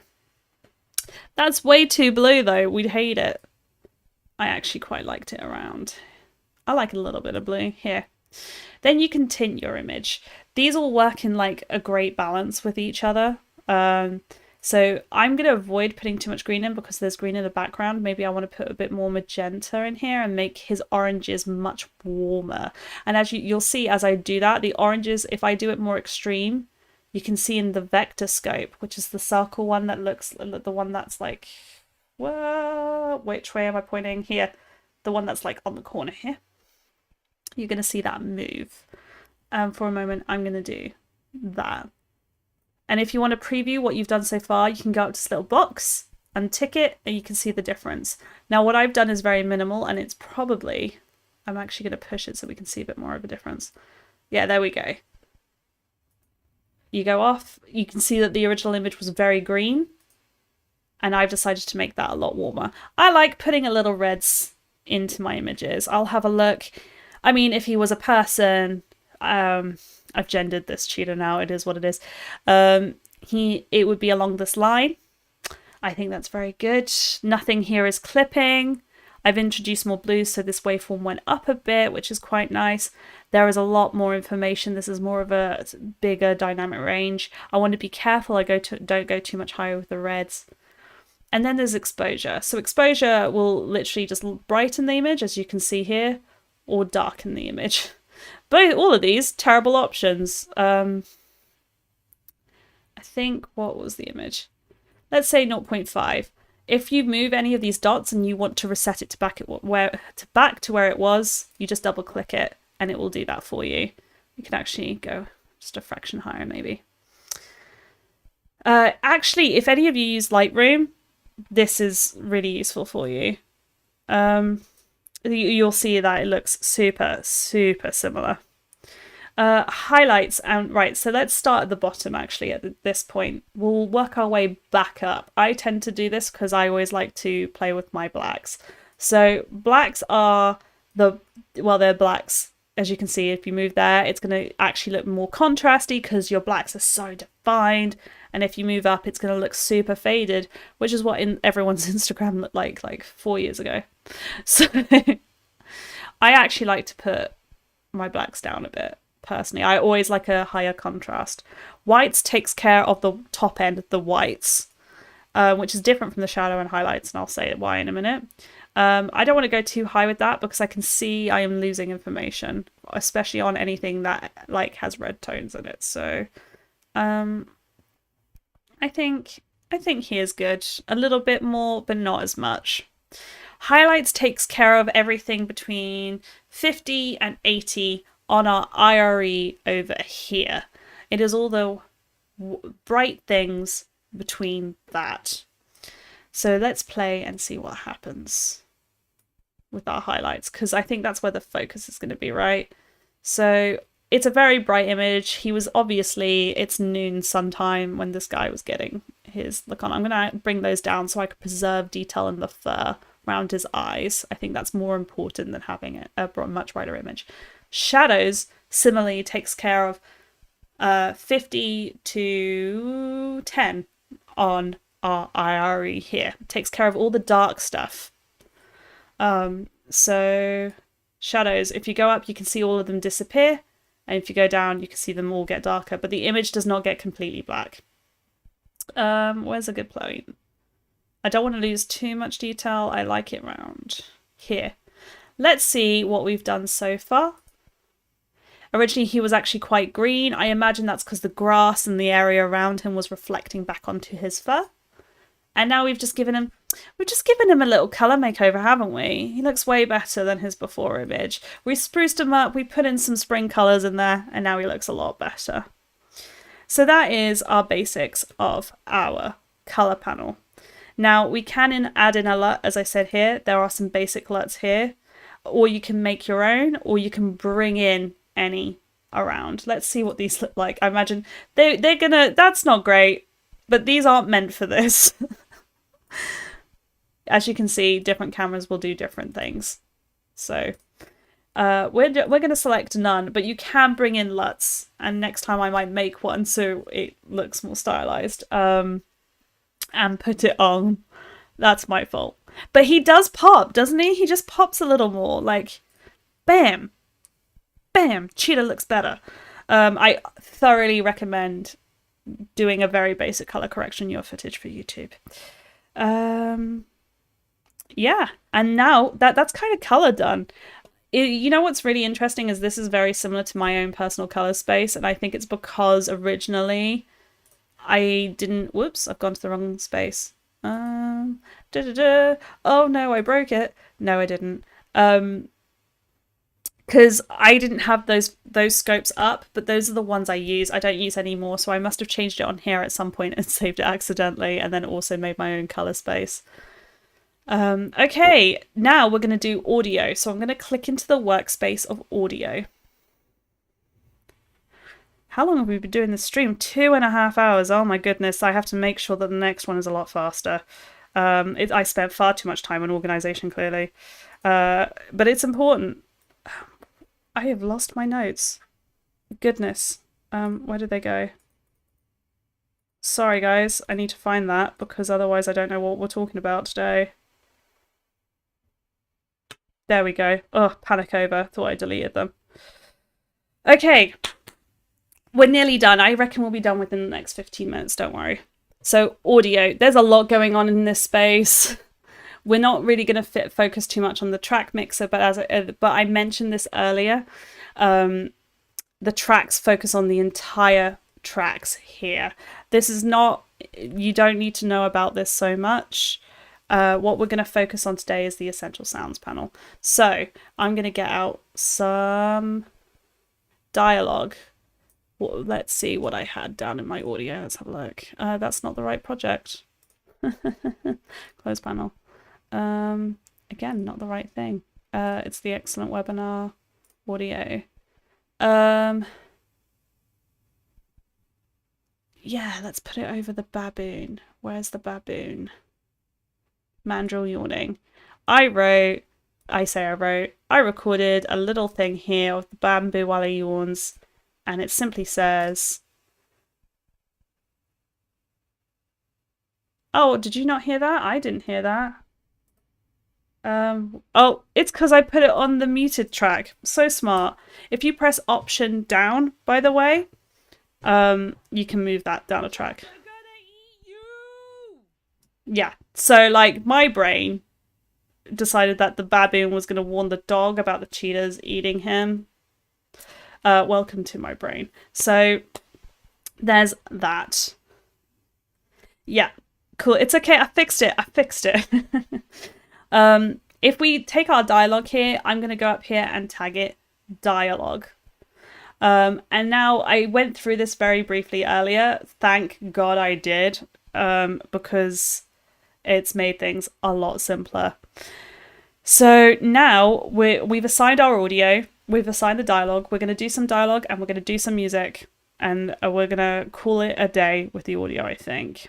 And we're also going to add some music from Adobe stock, which I've written it down which track I want to use because Mandy, I'm so happy.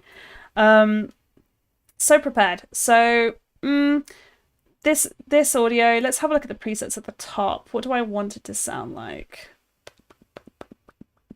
Haven't really planned this. We don't want to make it distant because the voice is on the monkey, or actually maybe we do if we go to the dog running in slow motion, right? Yeah, let's do it that way. Or we can just edit it like a good podcast voice. There's a lot we can do. So I'm not feeling any of these options right now. Oh, no, I am. Podcast voice, that's what I was looking for. And that is instantly going to change the voice and up it. So let's play that back now. Watch out, they're gonna eat you! Okay, so if you want to know what microphone I'm using, this is the Rode NT USB. They have a mini version that is a USB-C. It's very good and it's about £100 cheaper than this one. This one I reckon won't exist soon because the outlet is very old. It's not even XLR or anything, it's just a USB-A, so I don't see this happening much. Ooh, sorry. So yeah, that's made the sound instantly a lot louder. It's also gotten rid, it automatically is like, we're going to reduce the rumble that's on that thing that you recorded, we've de-essed it, they've gone in and dynamically changed it to make it more full sounding. So like being that quick is amazing. It's also like enhanced the speech and it's boosting up the lower tones for the podcast voice. We can go in and make it a bit louder, we can make it a bit quieter. For the sake of this, I'm just going to leave it where it is. And that is how quick it was. I told you we would be done fast because it was so quick. And that's how I tend to make dialogue better for that. Equally, if we wanted to make him sound far away, make distant, he's gonna change. This is gonna change the audio immediately. It should. Watch out, they're gonna eat you! And he sounds like he's much further away. The sound is like resonating more. There's a lot happening there.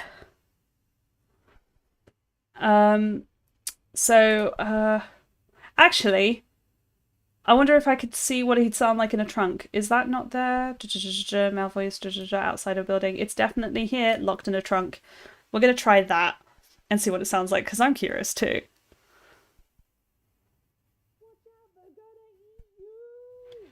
So that's really muffled. Maybe in this situation, they've tied up the gorilla. All of that. Put him in a box. So yeah, the gorilla, no, he is a mandrill. I even have the name. He's yawning. He's a baboon, isn't he? I thought, maybe. I don't know. Oh, we lost my light. Did it die? Oh, it totally did. I lost 2 lights. Oh, I'm so sad. Incredibly sad. It's fine. We're going to keep going. I'm no longer cool, though. It's because I went way over than I should. We might lose all my lights. So there is that. Now let's move on to some music. The best part about the Essential Sounds panel, because I love it, is not what you think it is. So there is access to all this music here. And the best part is if you have timeline sync on, you can preview this music in with your timeline. Now, my favorite thing isn't the moods feature where you can, you know, choose music by moods, choose music by genre, or even the filters where you can choose, you know, your tempo or your duration and all sorts.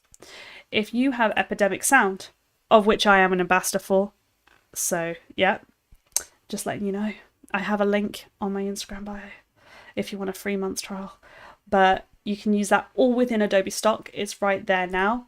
And I have a song in mind. The irony of this name right now. Struggling Minds Experience.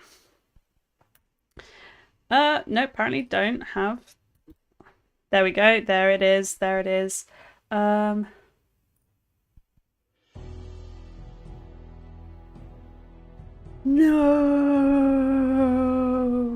That's what I was picturing. Or just just pause that for a second, or when he's running, because he was running. Where's the running? Oh, did I not put his running in? I totally did though. I'm pretty sure I did. I pictured this track around here. Oh, it's gone to where it could be. So if I wanted to use this track in my audio, funnily enough, I can now. So I can go in and I can drag that onto my track. And ta-da, it is now in my project. And it's actually, they've made a stock audio media file. And if you want to then license the music, you can press this little trolley. Now, something to note that this music is the compressed version. Once you license it, it will update automatically. Okay, don't know why you look like this, but it usually doesn't. I'll license it because I already have... Oh, you know what? We're not going to even bother with this right now. I already have an Epidemic Sound account. I'm signed into it. This is brilliant. I cannot stress to you how much this is a time saver as opposed to going onto a website and downloading it. So now I can go in. I'm going to open my source window actually and delete this because I don't want to work from it from my timeline. Come on, delete. Yeah, I don't want to work from that with my timeline. I want to work from it here because I know I want to use this bit.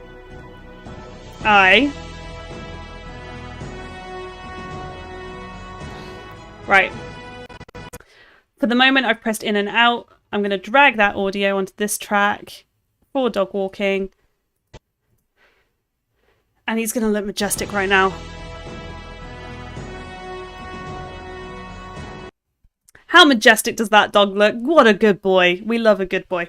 So yeah, it's honestly that simple. Now, what if this audio... It's a very epic track. I spent a long time trying to find something. What if this audio... Bear in mind that this is tagged. If we go into our edit, it is tagged as dialogue. If we wanted to edit the music audio, we would click music and we get an entirely different menu here. Now, the best thing about this is the ducking. So when I click ducking, it's going to automatically create keyframes and make that quieter than the dialogue. So if I say duck against dialogue, it's going to do that. And I'm going to say generate keyframes. And it's going to do it for me. And I won't have to make them. And that is really cool. So then I'm going to press play.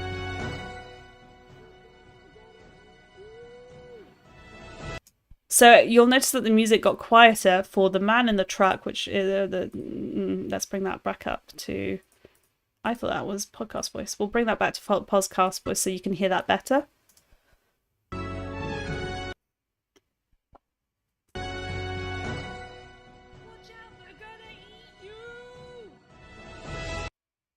So did you notice that the music went down for me and the dialogue was still very clear?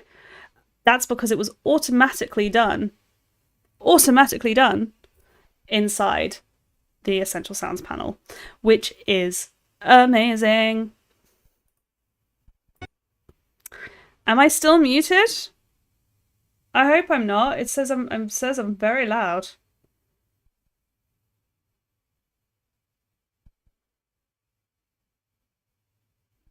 Let me have a look at the stream. Stream says excellent. Don't know what to tell you, buddy. I'm gonna type in. Can you hear me? Oh, that. I'm Adobe Care apparently. Oh, okay, brilliant. Thank you. There might be a slight delay, but that's all. So that is what happens. It will auto duck against the dialogue, which is amazing. We love it. We love to see it. And that's, oh my god, that is literally the Essential Sounds panel. We got that through that quick. Last thing we're going to do is auto reframe. So I'm going to mute these so that they don't distract us. What if this is our perfect finished sequence? It's not, but we're going to pretend. I'm going to select this clip and I want to publish it for Instagram or TikTok or something like that. What you can do is you select it. You go up to sequence and literally just press auto reframe sequence. I am in the way of all of this.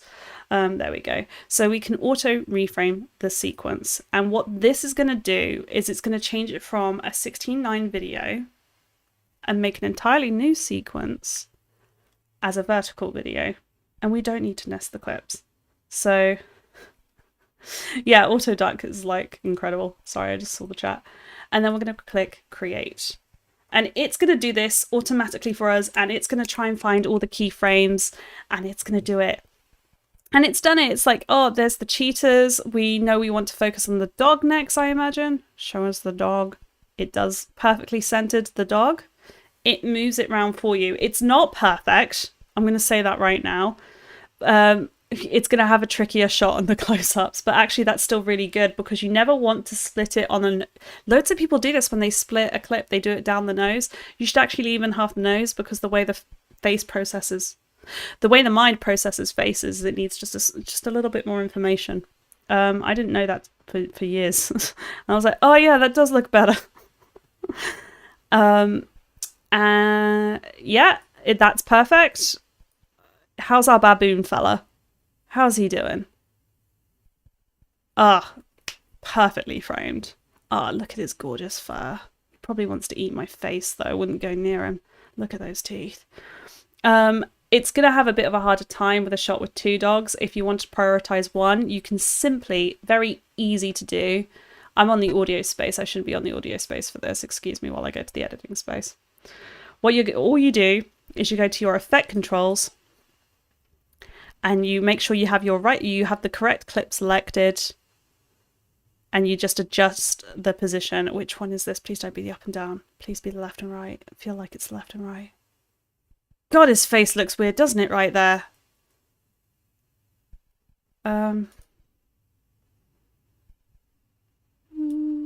There we go.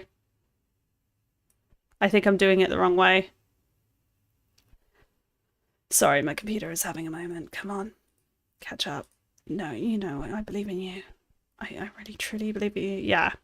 You can just move these left and right and correct them.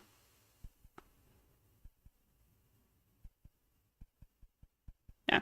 It'll do it. It's fine. We'll come back to that. We'll let that one figure it out. Yeah, and it will see it's already done a perfect job, and that's called auto reframe. It's in a completely different sequence, so your old stuff is still there. It's just on another timeline. Don't worry about it. You haven't permanently changed your old stuff. It's all there. It did a very beautiful job with the baboon, I have to say. And that is the tutorial. We did it.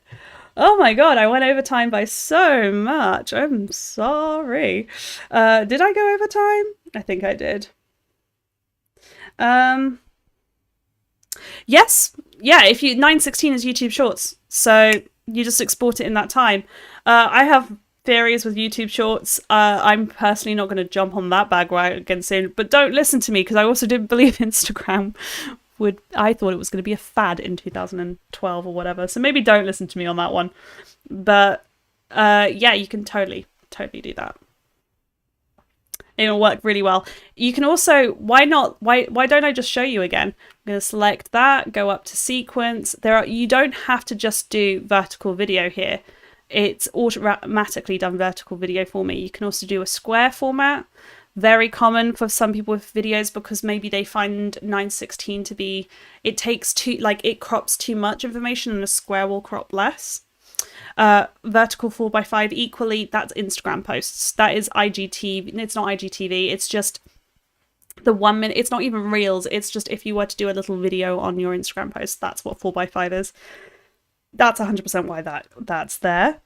And then obviously horizontal is a YouTube video, and you can also make your own custom one, but TikTok is also vertical. Vertical is like 9:16, Reels is 9:16, Instagram stories are 9:16, shorts are on 9. It's basically because that's what a vertical phone is. So we did it. Thanks for staying. I'm glad you enjoyed it. Have a wonderful day. If you want to go through this all with me again, you can. I am back tomorrow Friday. I can't remember. Maybe Adobe Care can let me know. It was lovely being here, Adobe. I will be faster next time. I will be more wary of the time and go on less about the importance of organization, which is a soft skill more than it is anything else. It's been an absolute pleasure to be here. Thank you for having me. I was very nervous today. I think it went off okay. I'm very glad it wasn't on normal time in the UK zone. Please subscribe to the channel indeed for a lot more. There's some incredible speakers. You can also watch their work.